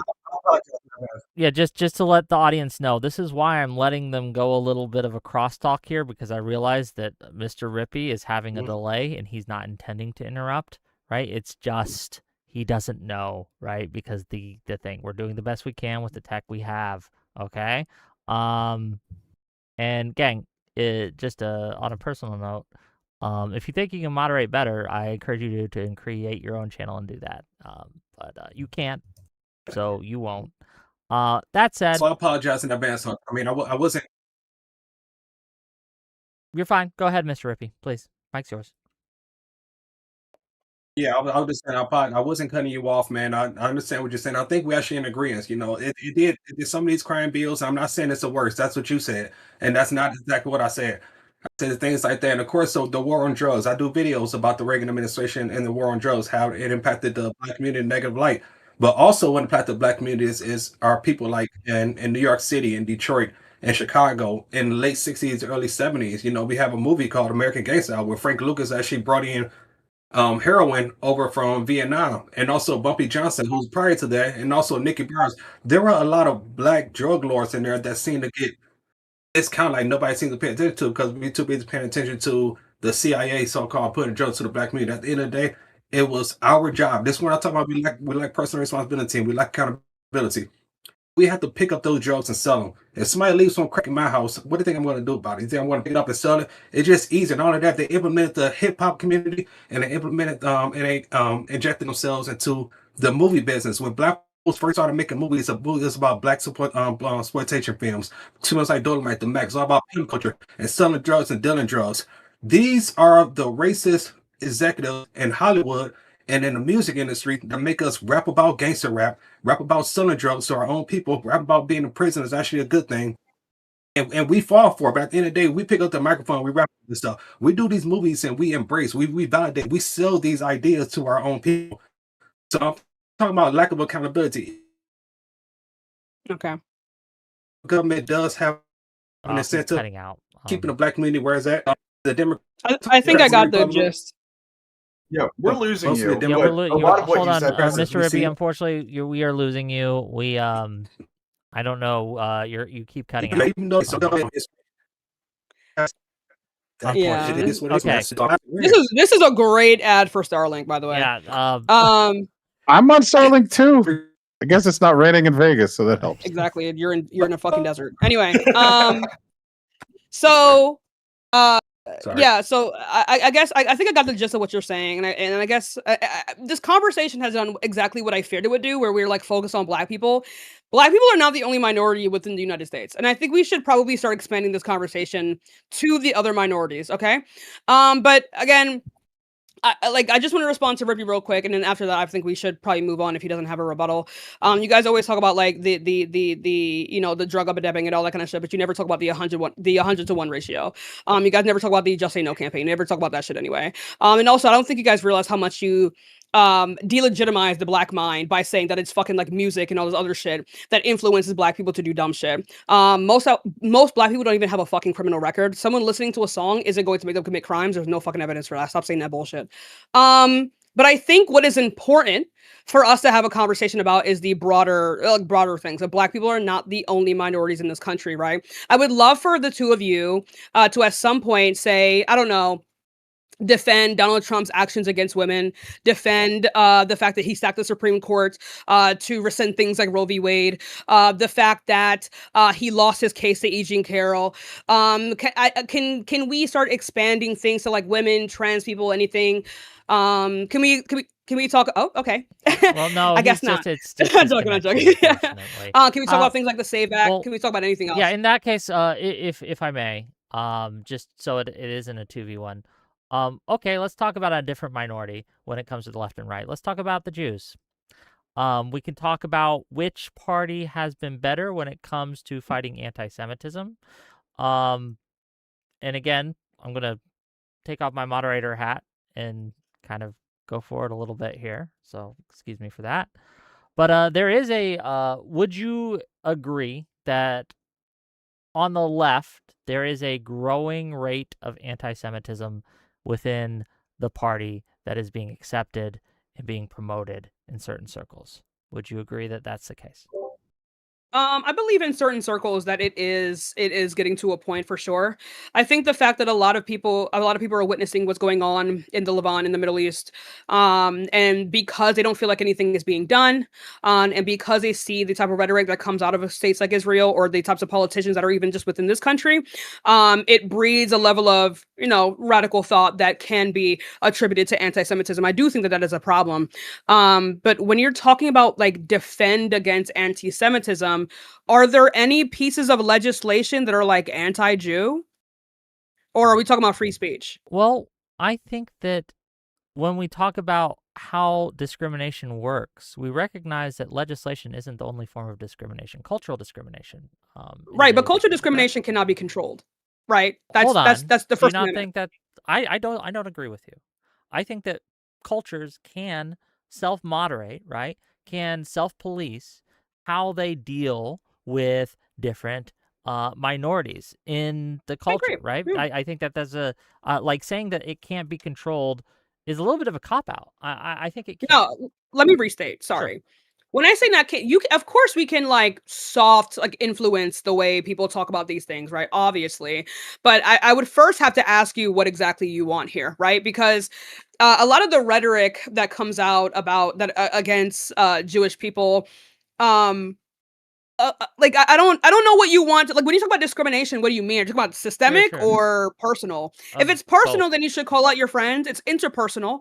What do you want?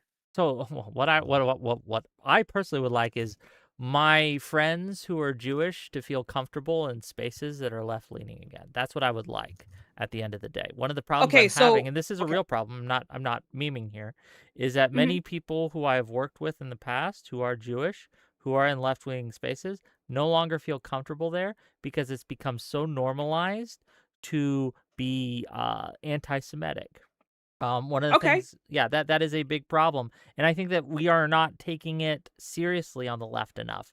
And I think that while the right also has huge anti-Semitism problems, I don't know at this juncture which party is currently doing it better, to be very honest with you. So unfortunately, Wick, we're not talking about the left in this debate. We're talking about parties, right? And if you think that the online left has some anti-Semitism going on, for sure, right? I don't deny that, but that's not what we're talking about. That type of discrimination and that type of hate speech can really only be quelled by calling out your peers, right? It can only be quelled by if someone says something fucking crazy to you at your job, you go to HR. That's how you fix these types of things. But what we're talking about is party. So what I would have to ask you is, what are the Democrats, what are the Democrats who are in office that are spouting anti-Semitic rhetoric? Because if anything, Donald Trump July has a history. 15th. I'm not done speaking, boy. Oh. I'm not done speaking. Thank you. If anything, Donald Trump explicitly has a history of anti-Semitism by saying that he doesn't want black people counting his money because black people are inherently lazy and stupid. He only wants men who wear yarmulkes all day counting his money. Obviously, the Jewish money stereotype. So what politician are you referring to on the Democratic side that is somehow advocating for discrimination against Jewish people? Democrats, like one of the main consistent critiques of Democrats is how often they side with Israel. So who are you talking about?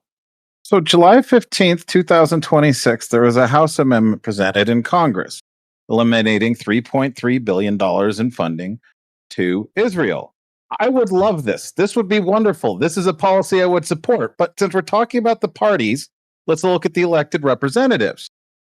So who supported eliminating the funding for Israel? One Republican and 215 said no. So is that discrimination? Rick, to your Jewish friends who are concerned about having the United States government taking care of them, if Republicans are saying we should be funding Israel, that's not an accurate representation of my point here. We are concerned. My Jewish friends are not concerned specifically about the government. That is a further concern along the way. But what I was saying is that in cultural spaces that are more left-leaning, there is a growing and rising in anti-Semitism. And that was the point I was making. So it's not a government point. To your point, Tashika, about politicians, however, I think that we could look, one issue that has been brought up is Mamdani. Mamdani is in New York City, okay? And he has a team of lawyers. Not one of them is Jewish. Do you think that's a problem in New York City to have 32 lawyers on his team? I think is the number. Is that not one of them is that discriminate? Is it discrimination to not have a Jewish person on? It would be like going. It would be like going into a primarily black city, and then having no black people on your staff. It is not necessarily He racist, does have Jewish members on his staff, though, so I don't but think not that's a in good the comparison. positions of a lawyer. Okay. Do they need to And be there's in the lots of position of Jewish okay, lawyers in New York. Wait. All due respect. Lots of them. That's silly as fuck. Okay. Just like it is not discrimination to not have a particular To not hire ethnic someone group. based off of their religious. Oh, I'm sorry. Go ahead. No, let One it second. It is not. It is not discrimination to happen to not have someone of a particular ethnic group doing what you believe, what kind of job you believe they should have. That's like higher up. I don't see how you can prove discrimination from that. That's just. I'm not gonna lie. That's just like.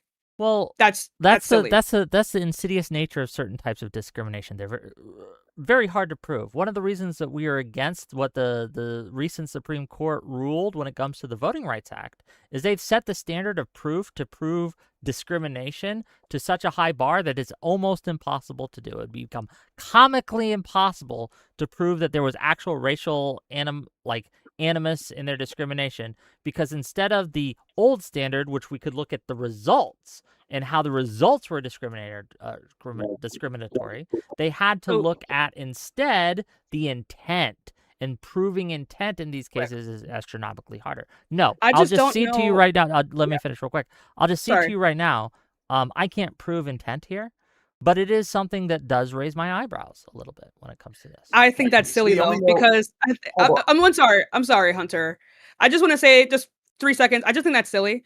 There are many identities that make up New York City that aren't a part of this. I don't think you hold that same standard for them. They don't have infinite spots for his team. Him not having a Jewish person, like, it's not even that he doesn't even have a Jewish person on his team. Your contention is that he doesn't have a Jewish person as his lawyer. That's a huge stretch. I don't even know how to argue that. But yeah, sorry, go ahead, Hunter. Yeah. I was also going to say, like, we have data on who the applicants were for the position, the people that were considered.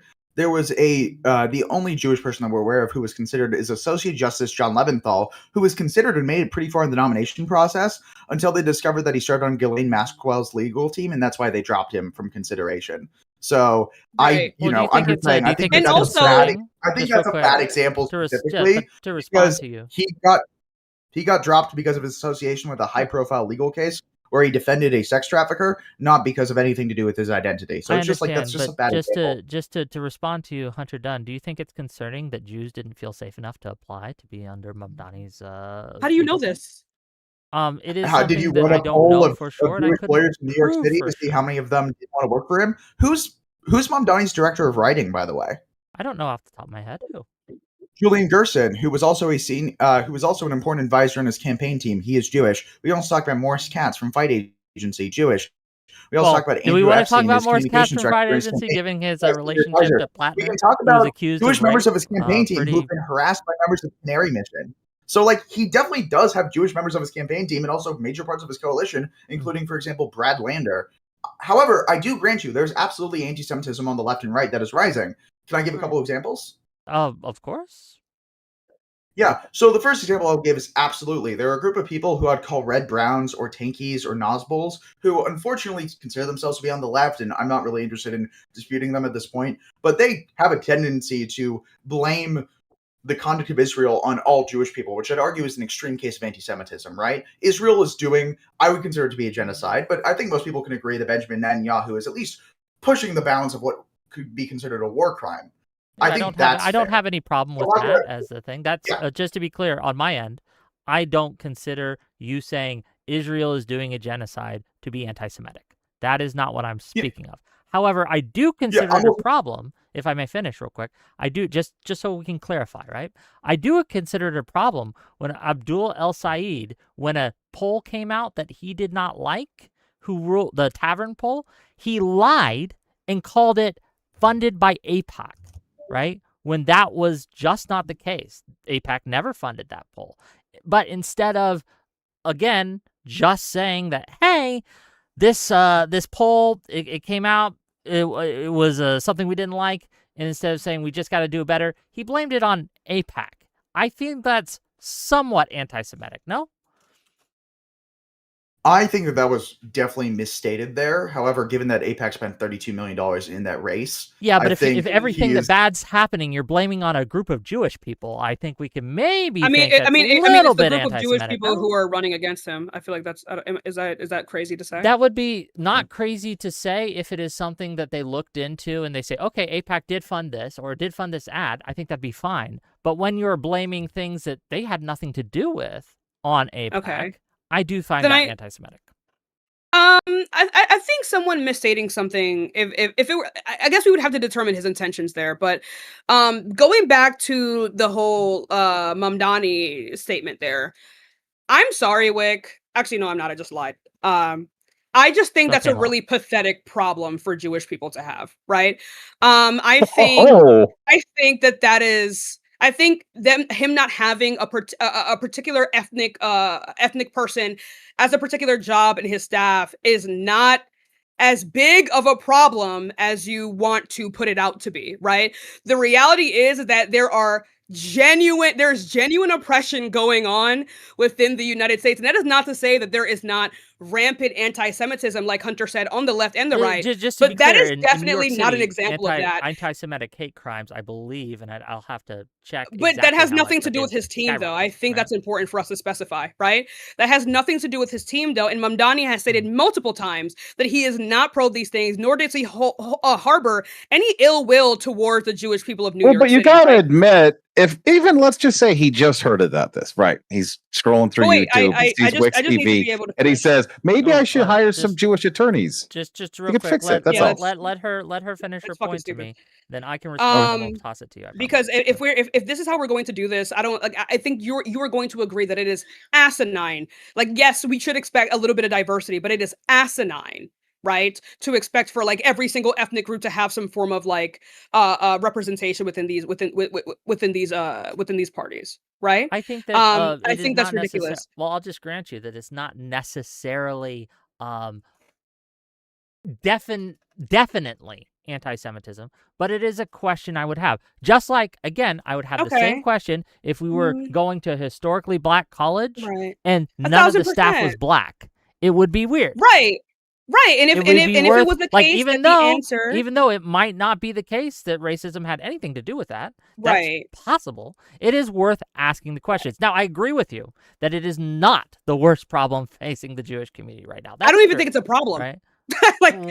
I don't think it's a problem. If you don't think so, but I think that having opportunities for positions in traditional but they do have opportunity for positions though. In roles that were traditionally have been traditionally. There was a Jewish person who did have the opportunity. They just had a conflict of interest.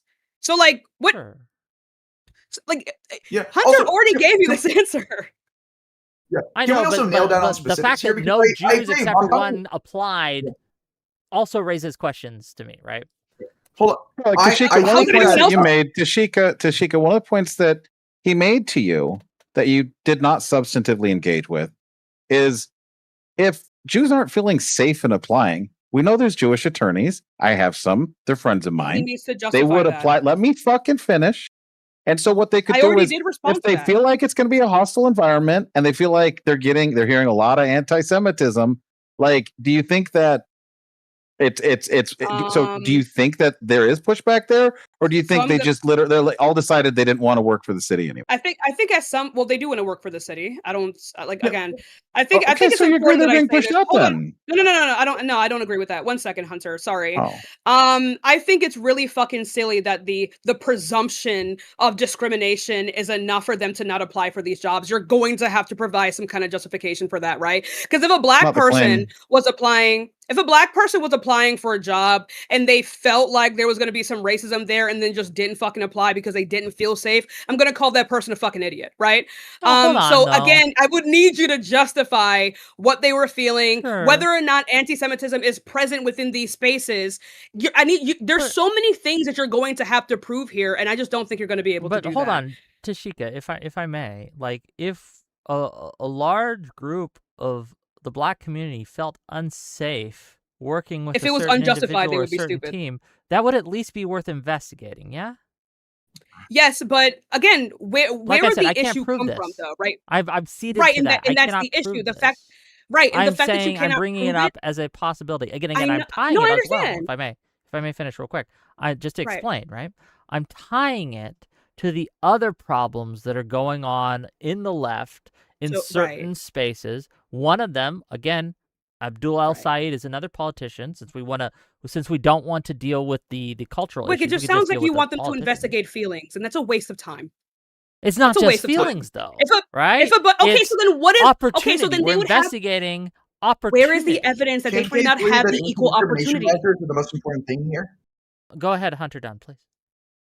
Yeah, shouldn't we? Okay, I want to focus in on specifically actions being taken to fight hate, and then get back to the actual anti-Semitism point, because Zoran Mamdani supersized the NYC Hate Crimes Office specifically to address the rising tide of anti-Semitism, as increasing the budget from $3 million to $29 million. He was praised by Jewish groups across the political spectrum, including groups like United Jewish, progressive Zionist organizations, and even the Anti-Defamation League, which is famously not a fan of Zoran Mamdani, specifically when it comes to Israel-Palestine.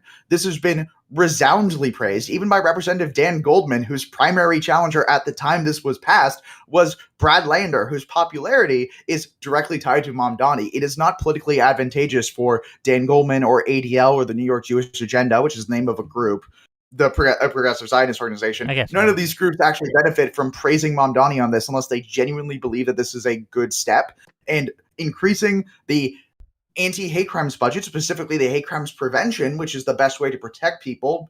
An ounce of prevention is worth a pound of cure, to quote an old truism. That is incredibly effective. To get back to the Abdul El-Sayed point, the important thing here is that AIPAC is not equivalent to the Jewish people writ large. Again, he said it seems just or that he thinks that it was funded by AIPAC, which is different than a declaration. But I would agree that there is no evidence for that claim. However, I think I need to respond to this. The Jewish people as a whole is a mistake in a very anti-Semitic direction. Shut up. Hold on. But you made a statement there that I need to contend with, right? I agree that you can be critical of AIPAC and not be anti-Semitic. However, do you not agree that a lot of people, like, I'll give you an example of AIPAC Tracker. Are you familiar with that group? Yes. AIPAC Tracker. I forget which way. I have my criticisms. It's Track AIPAC.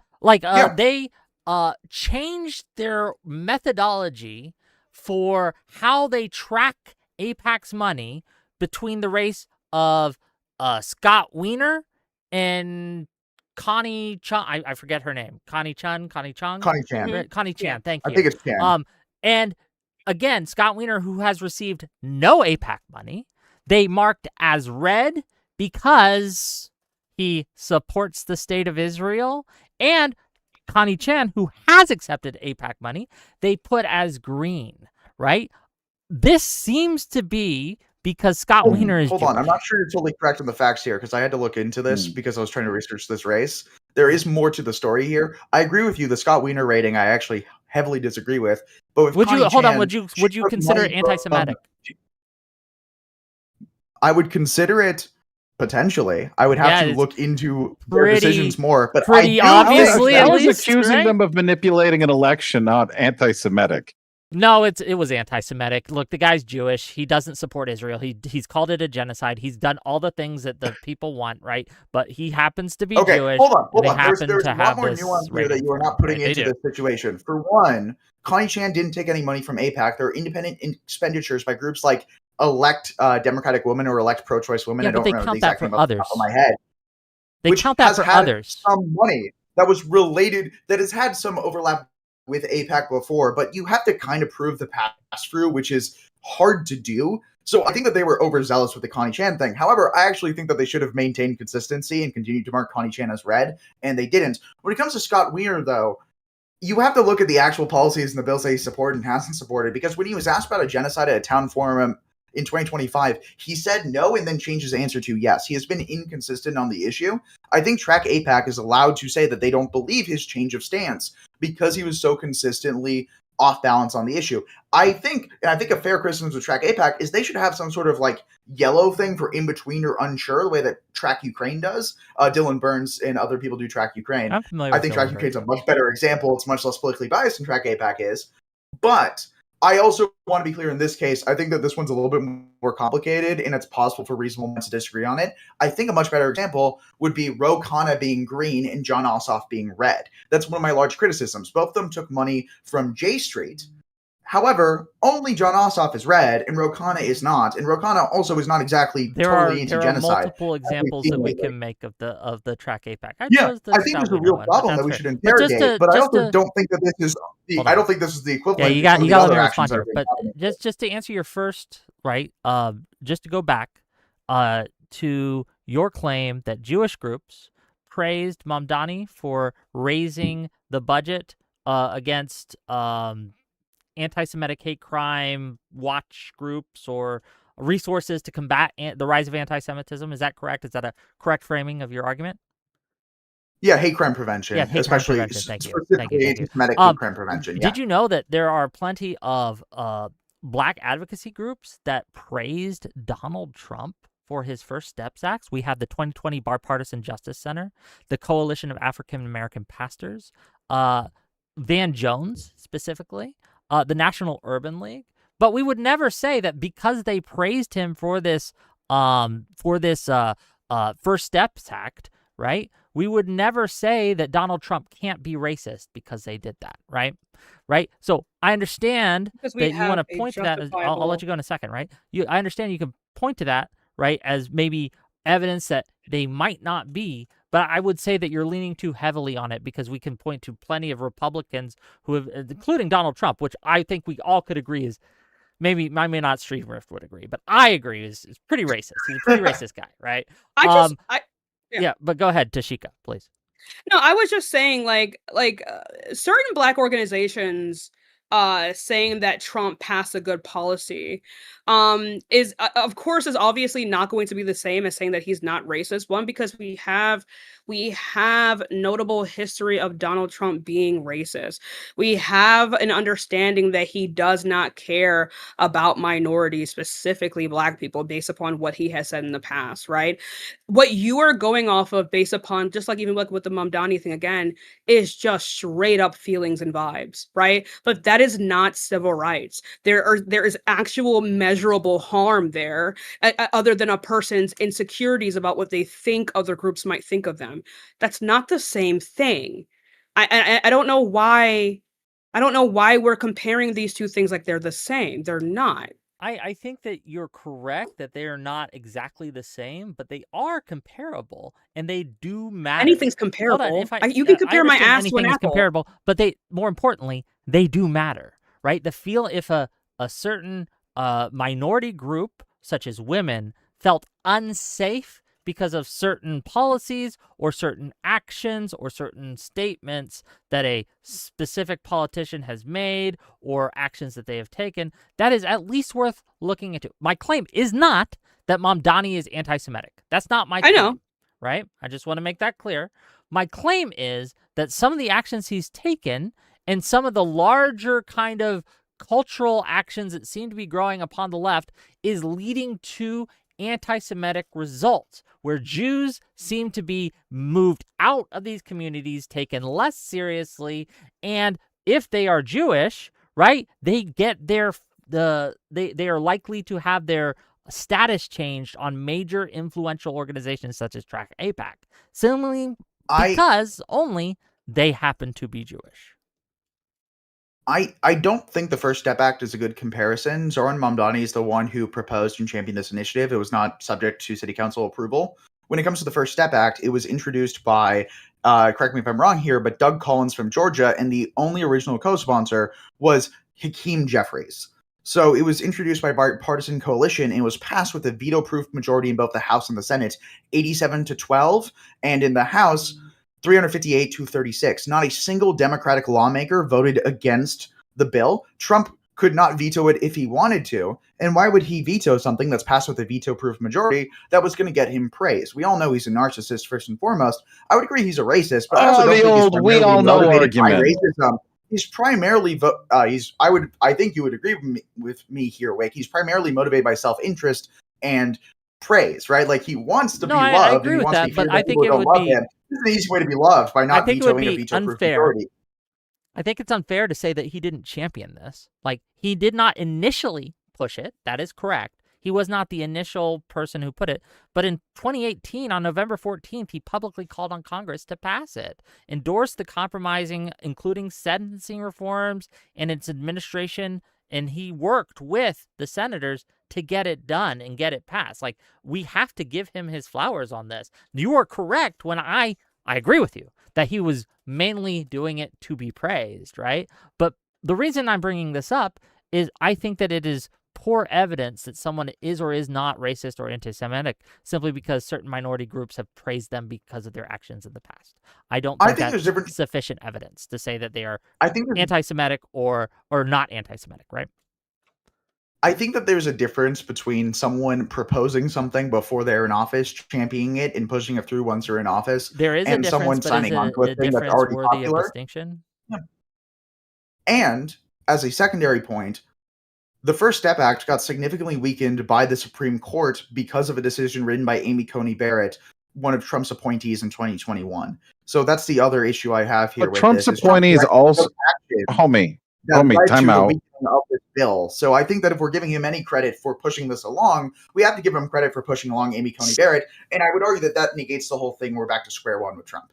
So I just don't think it's good. Yellow flag. If appointed the city council members that then overturned the hate crime prevention because they all hated Jews, I think that'd be a fair comparison. But that's not what's happening. Hunter, shut up at some point. We are just a housekeeping thing. We are coming up on 2 hours, and so we're going to end here soon. But you had one more question, Stream Rift, and then we will get to we'll kind of close it up. And again, just to be clear, I apologize for the technical difficulties and all these things. This has been a bit of a shit show, but we get through it. Stream Rift, go ahead. The mic is yours. Yeah. So you're talking about the Trump appointee, Amy Coney Barrett, and since this is just a orange man bad discussion, we have to view politics and have internet discourse through the lens of Trump. It can't be party specific. We can't look at the general populace. Let's look at what the Trump appointees did. Yes, Roe v. Wade got overturned. It was bad law. It should have gotten overturned. Fun side fact on that, the number of abortions in the U.S. has gone up since that, not down. So if that was an attempt to lower them, that has failed spectacularly.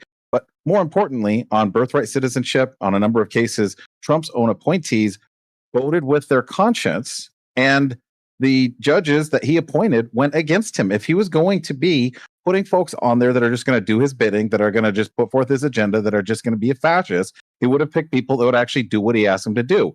But Trump trusts the American experiment, and he believes that the elected representatives and the branches need to work in the way that they're supposed to. And so look, you guys want to shit on him about the First Step Act. You want to ignore the fact that the nuclear family got destroyed in the Black community. You want to ignore a lot of stuff that the government does, and everything just has to turn into some version of, well, one-time Trump. Look, so I'm just going to say, my kindergarten teacher used to say that you have one mouth for speaking and 2 ears for listening, and clearly you haven't been following that, because we talked about the breakdown of the nuclear family specifically with Black people, and talked about how incarceration led to that. And when it comes to ignoring Supreme Court you're completely wrong about that. No one would agree with you. Trump is the one ignoring his own Supreme Court rulings. On August 6th, President Trump issued 2 executive orders aimed at limiting birthright citizenship under certain circumstances and ending birth tourism, in direct contravention to the actual rulings of the Supreme Court this past year, right? And if you're going to talk about the Supreme Court and decisions that Trump has actually respected, then we have to go back to Louisiana versus Calais. And the result there was the ending of a series of important civil rights protections for Black people. And also, if we're talking about Trump, which is, again, you say you want to get away from it, but you're the one talking about it, you haven't addressed anything to do with the danger for women and girls to be around Donald Trump or some of his preferred congressional members, including Max Miller, or former Congressman Matt Gaetz, who was... Do we want to just get into why he got dropped from being Attorney General nomination? Matt Gaetz? I'm not defending Matt Gaetz even in jest, okay? He's... I know, Wick. I'm sorry. Hunter, I think you're genuinely useless to discuss things with. That's my takeaway from this discussion. Jesus Christ. Okay. We are going to wrap it up. I think that's a good note to end on. I want to give. Can I just say one last? Well, I'm going to give you a whole closing statement. I'm going to give everyone a chance to have closing thoughts on the subject, and shout themselves out. And remember, if you liked any of these individuals, the links to their stuff is in my YouTube description. We're not ending the stream after I let them go. I have a few things to talk about with my chat, right? And you guys are free to stay if you want, I guess. But if you have to go, I understand. But if you like the stream, if you enjoyed what we do, hit that like button, hit that subscribe button, send me some super chats. We'll be reading these after the show, right? We'll get into it. I'm going to let Tashika have the first word and Hunter Dunn have the last word, and we'll just go through that. Tashika, go ahead. Close us out. Yeah, I just think this conversation went exactly as I thought it would. I was really hoping that it wouldn't be so black-centric, but it seems like that's what conservatives always care about the most. Other than like other groups who are like actively dying and going through genocides, etc. I think one last thing on the like anti-Semitism point on the left. I think, yes, it is a problem, but I think we should be looking at people like Donald Trump and his anti-Semitic statements. The fact that he hangs out with people like Nick Fuentes or Candace Owens or Tucker Carlson, all of these people who are proudly anti-Semitic people. I think when the president is around these types of people and finds their rhetoric to be permissible, or at the very least does not condemn their rhetoric, we see that, you know, there is a level of normalization that occurs amongst like the average people, right? Especially amongst his base when he allows that. And that allows for certain ideologies and belief systems to permeate general society. But yeah, I wish we could have gotten more into other groups other than mine, but I think it just went exactly how I thought it would. Well, thanks for being here. I do and thank really you for having me up it. here though, Wick. Again, sorry for the tech stuff. I think it made it a little worse than I would like. But I had fun, and I'm glad you had fun too. I hope you had fun too, I should say. Streamrift, go ahead. Yeah, I'll just So the prompt was which party's better for minorities. I'm just going to point to sort of, I had 7 points coming into this. I'll reiterate 2 of them. 1, armed minorities are harder to oppress. Republicans are in support of personal firearm ownership. One of the things that helped keep slaves back was they were not permitted to having firearms. I think firearm ownership for minorities is treated as equally as it is for any other group, and isn't that wonderful? And then just the second point is when we're looking at long-lasting prosperity, we're looking at businesses, we're looking at communities, we're looking at those things. The Republican answer to how we solve the economic problem is to reward investors that invest in small businesses that are successful, which creates long-lasting financial stability for communities and creates tax revenue and creates job opportunities and helps support American innovation. The alternative is the Democrat solution, which is to fund money into programs that, for example, dumped $42.5 billion into rural broadband and then delivered internet to 0 people. Musk has already solved this problem. The amount of money that we could have taken from that and directed it to any favorite lefty cost is quite significant. $42 billion could have funded a lot of healthcare, lunch programs, all of these wonderful community centers. We could have done almost anything under the sun and it would have been more useful, but we will still have folks like Tashika who will apologize for the institution and say we should trust it. It's doing a good job. We should empower. Thank you, Wick. Always a pleasure. Thank you for being here. Hunter Dunn, last words. Yeah. First, thank you for having us on. Thank you for the audience for watching. Also, thank you to Dr. Rippey, who is no longer here. I actually appreciated a lot of the insights that you were trying to bring, even if I disagreed with you on most of the points. I actually felt like we had some really productive conversation right before Elon Musk's famous Starlink gave out on you in mid-reign. When it comes to the positions Streamrift talked about defending, the one that he had the best shot at defending was the Starlink one, but unfortunately his buddy undermined him there. When it comes to every other issue, both the ones that we talked about, including incarceration of Black people, voting rights, talked about rights for minorities in general, and things that we didn't cover because the right didn't want to talk about it, including severe allegations of abuse on the right wing, and whether we're talking about Dennis Hastert, convicted pedophile, or we're talking about other members of the Trump administration, including Trump's own drawing of a prepubescent or pubescent girl that he gave directly to his close personal friend for 10 years, Jeffrey Epstein. Republicans have done a terrible job of protecting minority rights because they're not interested in protecting minority rights. If they were interested in protecting minority rights, they wouldn't be going after people using ICE, giving it a $70 billion slush fund, and then arresting and detaining people, over 70% of which don't have a criminal record, and many of those that do having violations akin to traffic stops. So at the end of the day, I came into this trying to understand how this would be a debate, and I leave this still wondering how this is possibly a debate. But I hope some people got the chance to learn something, or at least have a laugh at us trying to do our best in between the pretty funny stream delays that were happening. So once again, thank you guys for watching. Yeah, thank you for watching. I appreciate you all for being here. Gang, wow, this has been a... Look, we do our best. When there's little you can do what little you can. Tech is going to override any kind of anything that I can do. I apologize, StreamRift, that your partner... I couldn't... It's all good. It's all nothing good. I can do. Just also to let the audience know. Well, I guess first of all, you guys are free if you need to go, right? Like you can flee if you'd like. If you'd like to stay, it's fine. Some of you don't understand what Steelman is, okay? I'm gonna yell at my audience a bit, okay? Some of you don't understand when I said, okay, I'm gonna jump into the debate. I'm going to argue a point and Steelman it, right? That does not mean I actually hold the position that I am Steelmanning.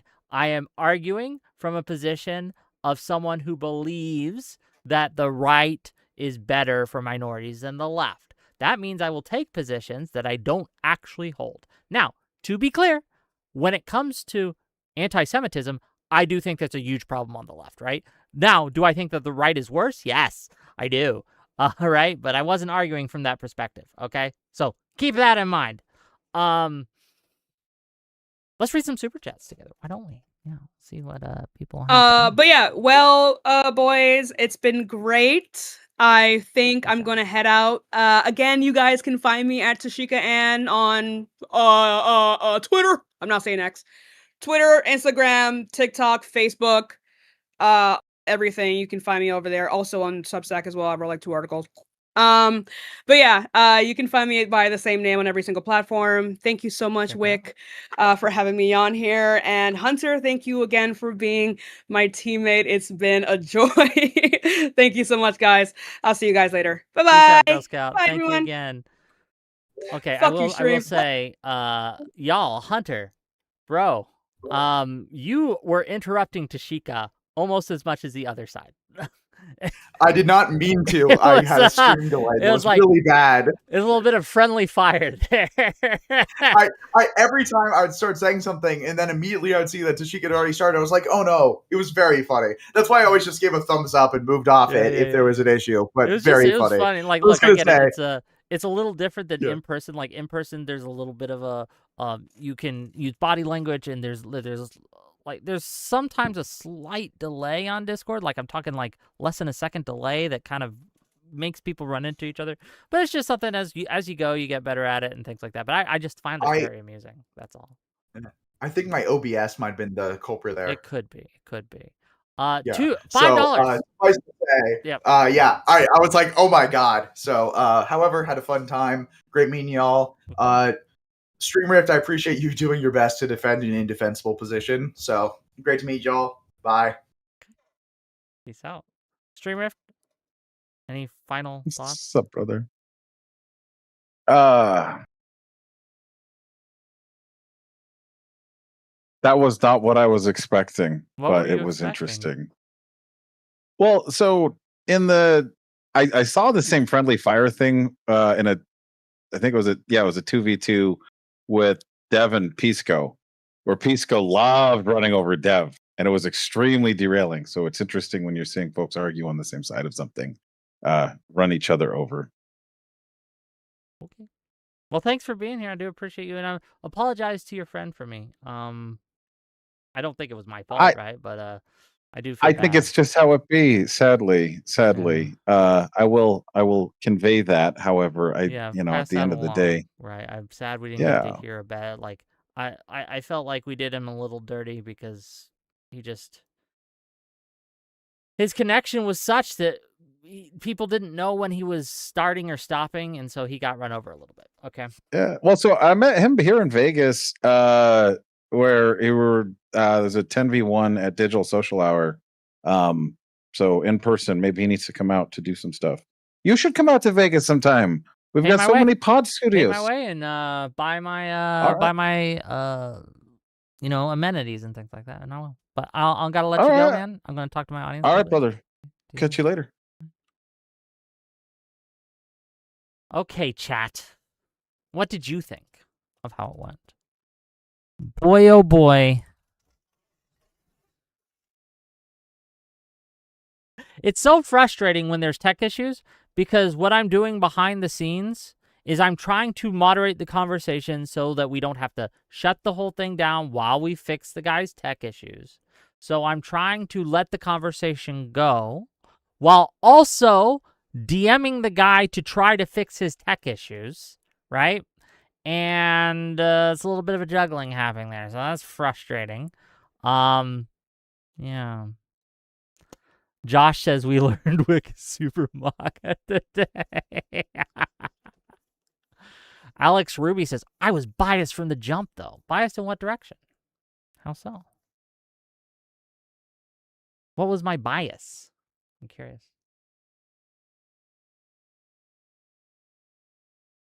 I do have a bias. The bias is towards content. Whatever makes the best conversation and most entertaining stream. Alex Ruby says, LOL, Streamriff did nothing but insult and interrupt, and you just let him. He was getting insulted back and interrupted back. This wasn't a one-sided issue, okay? Not Erudite says, thank you, Wick. Thank you, Erudite, for bringing people to me, helping me out. You know, I really appreciate you. Kyla's great. We love it. Night Magnus says, Pisco wants to eject the Wick class. We could talk about that if you want. Let me read these super chats, though, okay?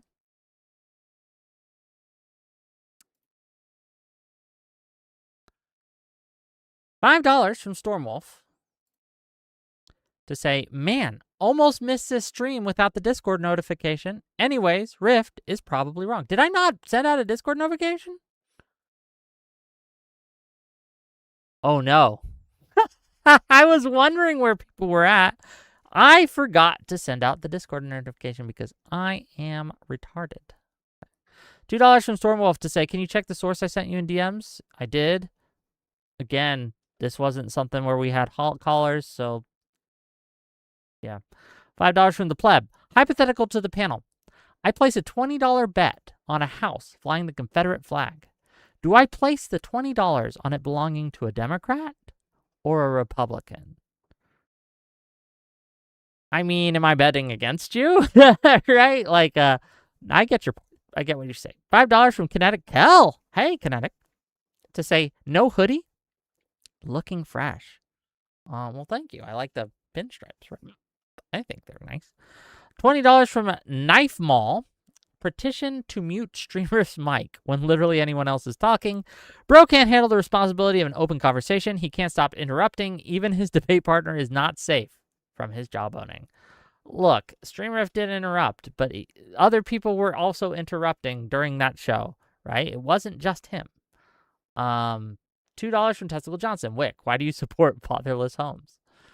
That's just more single moms for me. Okay. $5 from My Listening Library. I'll create my own channel. If you pay into my Milty streaming starter fund, I'll moderate the F out of some panels. Streamriff is wrong. All love. Look, if you want to moderate some of my debates, I might let you, right? I'll let you do it. I'll let you come on. I'll let you be the moderator, and I will fight, and I will argue, and we'll have fun like that. Apparently, I'm talking to BF Young on the 25th, I think. I'd have to check. He came in screaming I was a coward and to debate him because I think he's anti-Semitic. And I do think he's anti-Semitic. So we're going to have that conversation on the 25th. We're going to set that up. It should be fun. $5 or $2 from the Skeletal Big. Republicans can't defend Alligator Alcatraz. No, I think that ICE is horrific. And the way that the Trump 2 has handled immigration has been a horror show. I agree with you. $5 from Ekem Kemi. Not enough super chats tonight. That's true. Wick out. Blue no matter who. That's right. AES and Crowley. Streamriff dodged as always. The world keeps spinning. Gang, okay. I know we had some great content last night because we were watching live as the returns came in. David Crowley in Wisconsin. Do you guys believe that? Busting through all expectations. He was down 22 points in the polls. 22 points in the polls. And he was able to burst through, right? And again, eke out a win. It was a close win, but a win nonetheless. Alishness, what are you up to? What's up? How can I help you? Hi. Hey, Wick. How's it going? I'm trying to get my camera to work. Hi. How's it going? Wow. I don't know. Are you using the right mic? Because I can't hear you. Oh. I should be. Hold on. Hello. Hello. Can you not hear me? You are the lowest I've ever heard you. Hold on. No, you're at normal volume. I can't hear you. There we go. Is that better? No, it's not much better. I can barely hear you. My stream can't hear you at all. What the hell? Is that better? No. Are you speaking into the mic? Yes. Can you guys hear her? I can't. Yeah, it's like a church mouse. You're super quiet. I'm a church mouse now? Wow. Yeah, you're really, really quiet. So it's almost impossible to hear you. Let me disconnect and reconnect. Hold on. Okay. Well, hopefully she gets back. I'm curious what she has to say.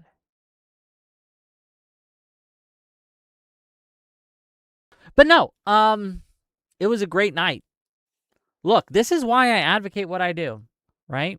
This is why I have the messaging I do. Because when we recognize the threat of the DSA and we organize and push back against the DSA, we can win, right? We can win.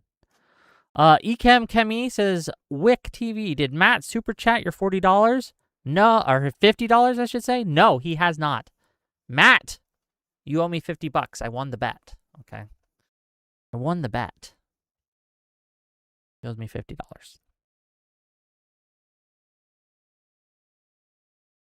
I'm waiting for Alice to get back, but I don't see her yet.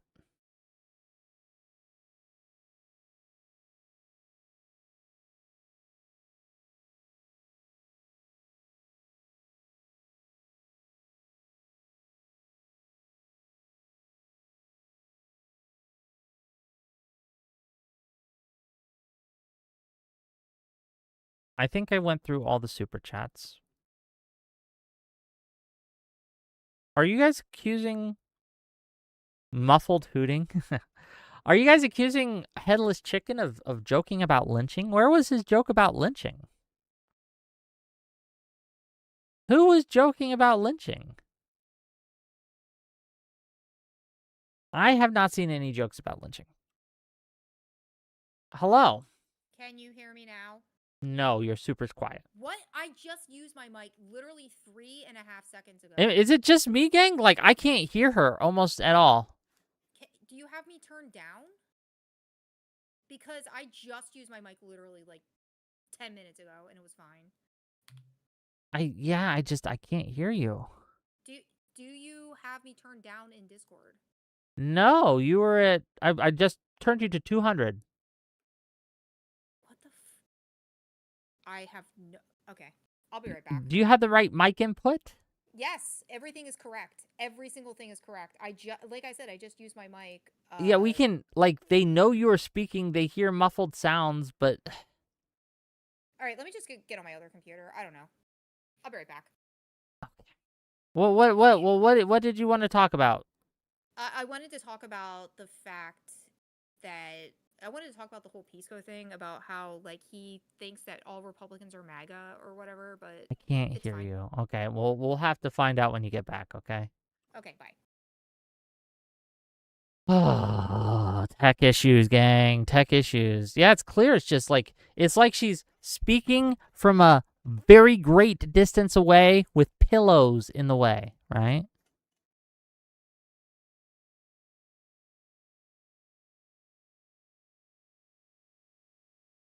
What it feels like.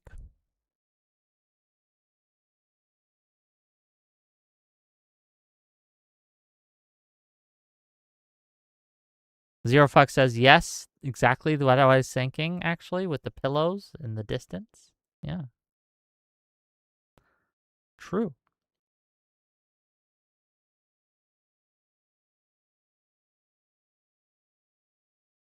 Yeah, I don't know. I don't know what it is. We're going to give her a few more minutes, and then if it doesn't work, we're going to end stream. We're going to do other things. I gave you guys hours of content last night. I hope you watch it. I hope you enjoyed it. if you want to see Wick hopium rising, that's where you go to see it. Because again, I came into that election right before the polls closed. I was like, man, it's probably going to be a blowout. I predicted it would be the winner would be projected immediately after the polls closed. It was going to be just obvious when we got the first drops, but no, it was not. Crowley took the lead early, and there was a single moment where Hong was able to overtake him by like 200 votes, but that didn't last long at all. And suddenly, boom, he's back, baby. And he had a small lead, but a lead nonetheless for the rest of the evening. Testicle Johnson says, did that guy pay you $50? No, he has not paid me yet. Say something. Something. It's working. It's working. Yeah, I don't know. I have no idea why it wasn't working. Like, I literally have just used my mic like 10 minutes ago. So I have no idea what's going on. I rebooted my computer, whatever. Don't use PC, guys. It sucks. What do you got? What do you got for me? Anyway, so I wasn't able to listen to the entire conversation that you had with Pisco the other day, but I was wondering, because I think he said that we were kind of making the same point about the vagueness of his policies. What did you say about that? Because I didn't get to actually finish listening. I don't know what you're referring to precisely. Can you be more specific? Yeah, he said something like you didn't like the vagueness of his policies about when he was asked questions, he gave very vague answers to them.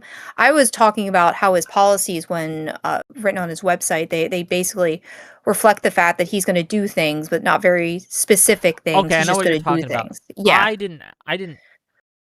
I think that Pisco was asking me a question about what I meant by vagueness. Yeah. And I don't remember my answer. I'm going to be real with you. It's, again, I was up till And you 3 a.m. last night. Well, if you want to end stream, you can just kick me out, you know. Well, I don't know if I'm going to do that. I want to try to address what you're saying. So, I'm trying to remember. Does anyone remember what the vagueness, what was being referred to? So from Jog what my memory. Yeah. what I was able to gather before I had to leave because I had to go do something, you were saying something about when Stevens was asked questions in interviews, she gave very hyper-specific answers. What I was talking about, and this is the issue that Pisco took with me in our conversation, is the fact that on his policy website, it's basically written in this very vague, meandering way. I looked at Stevens' website, and it has very direct, to the point things like, I'm going to do this, I'm going to do this, I'm going to do this. And it's not as fluffy and like meandering as his thing was, which was basically writing a story about the things that he wants to do. And I don't know, maybe it's good for optics, but he wasn't making real policies. In my opinion. I can't speak to what you were talking about, right? I didn't see your conversation with Pisco. But when I talk about vagaries, I was specifically referring to the DSA members, because I remember now, the DSA members who would go on to Fox News or go on to MSN Now or go on to CNN and be asked questions about their tax policy specifically, and them not being able to give a detailed answer about how they would implement the tax policy beyond a vague tax the hell out of them thing. Okay, yeah. Do you guys remember that clip? We can find it if you like. I tweeted about it, but it was just an empty... No, that makes sense. That makes sense. It was just an empty, like, slogan, I felt. And just to be clear, I think it's common for politicians to talk in slogans when they're on news programs, but often when the interviewer asks them specifics, they'll have something to back it up, right? They'll have a specific policy, like they won't get into minutia and the detail of the minutia, but they'll be able to kind of explain what they mean. This person was not able to do that. And DSA candidates in general that I've seen lately, going on podcasts, going on news interviews and things like that, just haven't been able to answer these questions. Yeah. So that's what I was referring to. Yeah, this is kind of the same point that I was trying to make. Also, didn't have very specific things in his tax policy either. It was like, I believe in an era where schools are crumbling and healthcare is unaffordable. We should be spending our tax dollars here at home. Like, what do you mean by that?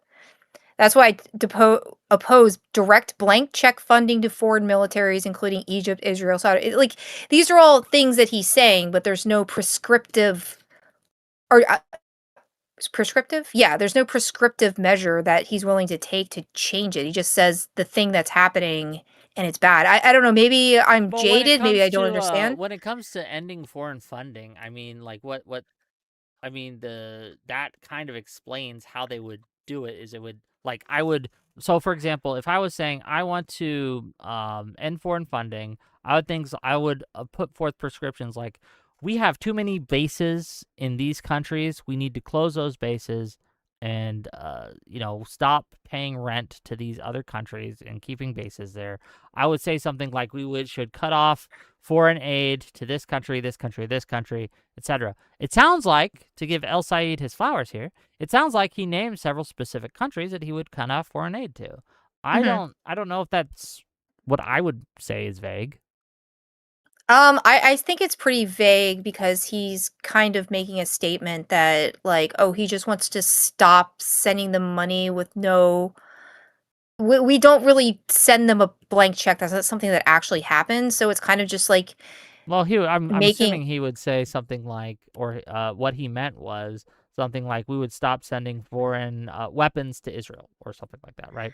Yeah, but that would be important for him to actually state and not leave it open-ended like that. Like, we don't send blank checks to foreign countries. That's not something we actually do. I would as far as I know.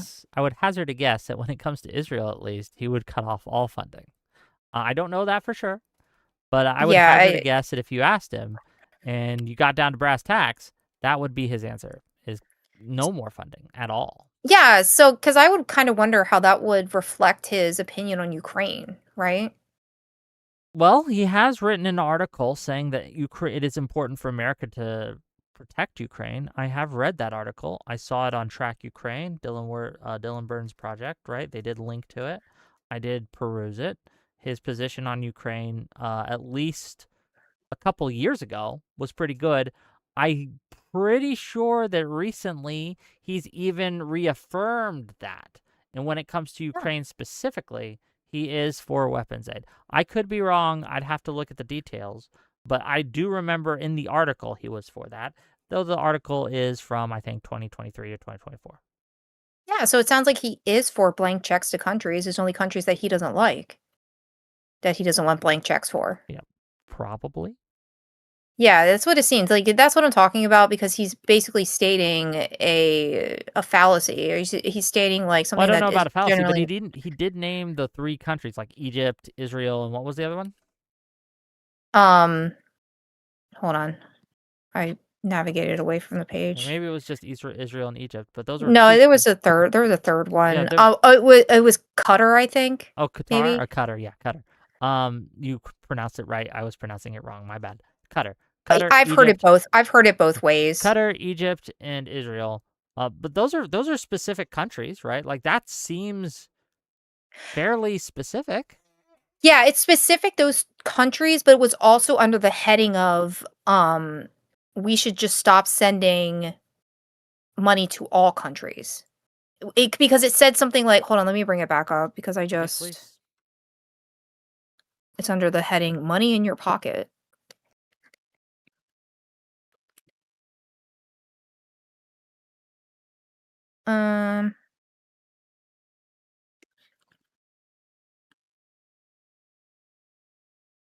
Oh, people are gonna get another gif of me leaning into the camera because I have to.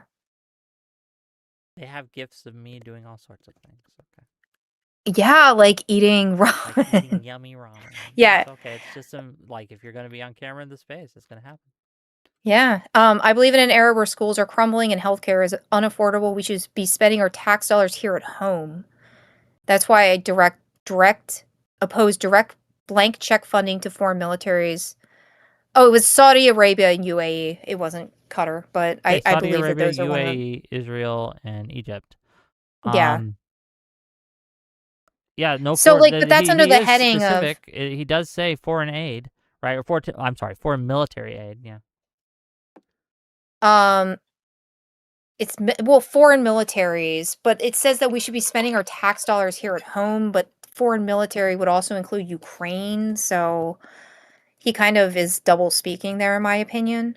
Fair. I think it's fair to ask him. I think it would be fair to ask him to reaffirm his commitment to Ukraine, and if he would be okay with sending weapons, sending money for their military, etc. I think that's perfectly fair to ask him.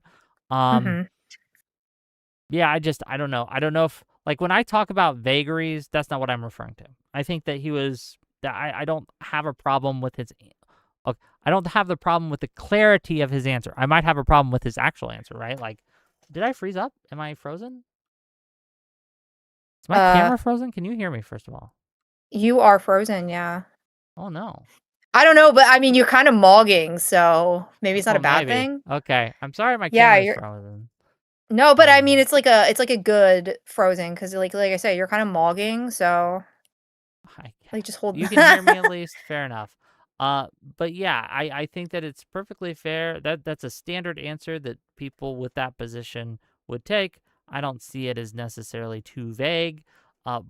Again, what I was referring to was the DSA interviews from the DSA co-chair and others I've seen when they're asked about their positions on things like defund the police or abolish police. I'm sorry, that's their position, abolish police. When they're asked on their positions of abolish prison, when they're asked on their tax policies, they don't have anything beyond slogans, and they have very, very poor answers when it comes to those things. Yeah, have you, this is probably a stupid question, but have you actually read through all of the DSA policies on their website? Yes, I have.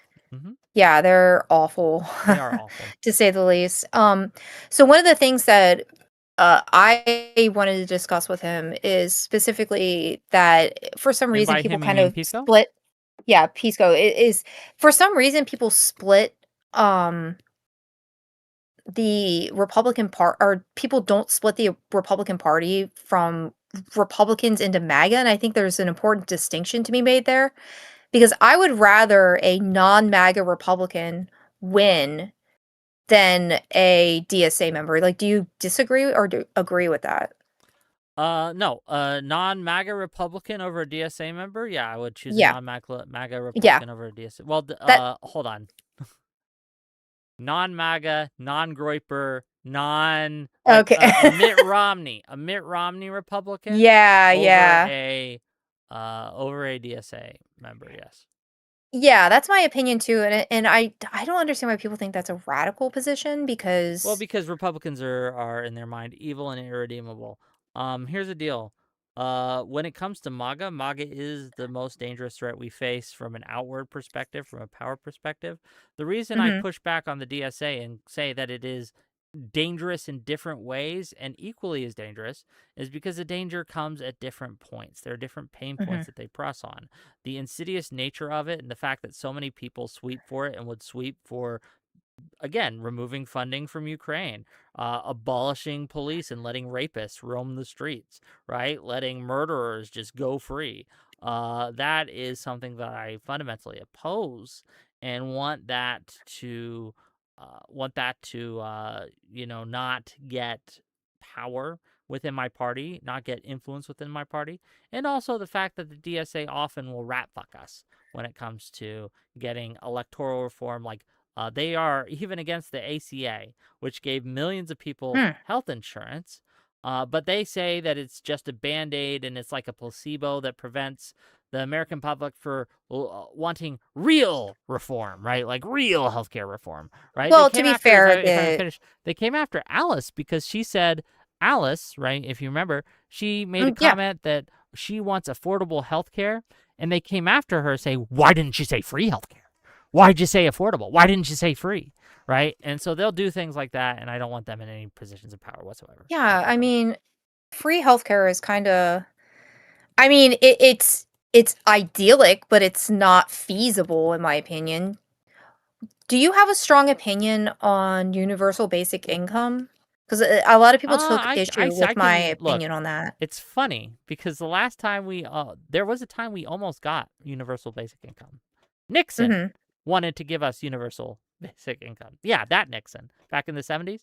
The Democrats voted against it because it wasn't enough. So we have no universal basic income. I don't necessarily think it's the be-all, end-all solution here, but I'm not against it. I have no real strong objection to it. But yeah. I just wanted your opinion, really. Yeah, I don't think your universal basic income works on a large scale. I think it works in a small scale. But most countries who utilize universal basic income have some like guardrails to it and don't just like send people money. It's means tested in many ways. Like they're when we talk about UBI, it's a catch-all for a load of different kinds of policies. Like I have to ask more questions when someone says, I want universal basic income. I'm going to have to ask follow-up questions like, okay, how would you implement it? Who gets it? Does everyone? Does Elon Musk get universal basic income? By some plans, he would, right? Some plans that aren't like means tested or anything, right, like that, they would say universal means universal. Everyone in the nation, everyone who is a citizen, gets a check every 2 weeks or every month, right, for X amount, right? And that includes billionaires, right? Other people would say it's prorated. Like, so if you make under $50,000 a year, you would get access to X amount. If you make under $100,000 a year, they would give you a little less than X amount, right? Like it would be prorated like that. So again, when someone talks about universal basic income, I have to ask a lot more questions to understand what they mean. So it was my understanding, I need to find it, that the DSA position is just give universal basic income to everybody. Yeah, again, how much? Like I there wasn't a prescriptive amount. I don't think it's gonna work. Like I said, it's not something I'm entirely against if you do it correctly. It's just I don't know. Right? Yeah, it's like they're just giving a check to people for existing. It was my understanding. I could be wrong. Somebody can correct me on that. But I agree that UBI, you do have to ask a lot of questions, and I am fundamentally against having UBI be like oh, you exist, you get money. Fair enough.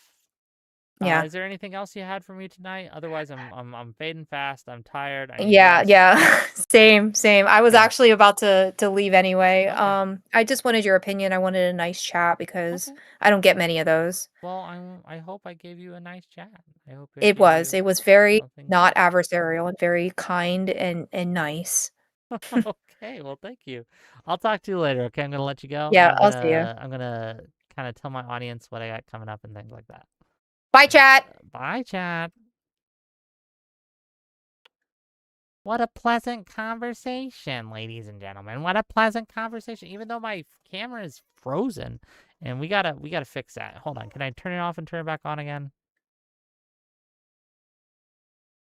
Will that work? Maybe not. That's not good. Gonna have to fix that before tomorrow. So tomorrow, what do we got? Tomorrow at 6 p.m. Eastern, I'm talking to Sid, who's going to come out and talk to me about the UMitch voter incident and Blue No Matter Who. And then at 8 p.m. Eastern, we're going to talk to Magdi Jacobs about her encounter with the Hassan harassment crew and what has happened when she has punched left, quote unquote. And she's going to tell her story and give her space to do that. Should be fun. Should be an interesting way to do it. I'm excited. I hope you guys come in. And just to address chat, Polygraph, you know no one believes you when you say that I'm Republican. You know no one is buying what you're selling because everyone knows you're a groyper, right? Like you pretend to be a leftist, but you hold the same positions that a groyper does. I am a Democrat. I'm not DSA. I'm anti-DSA. I think that the Venn diagram of DSA and groypers overlaps more than you'd think.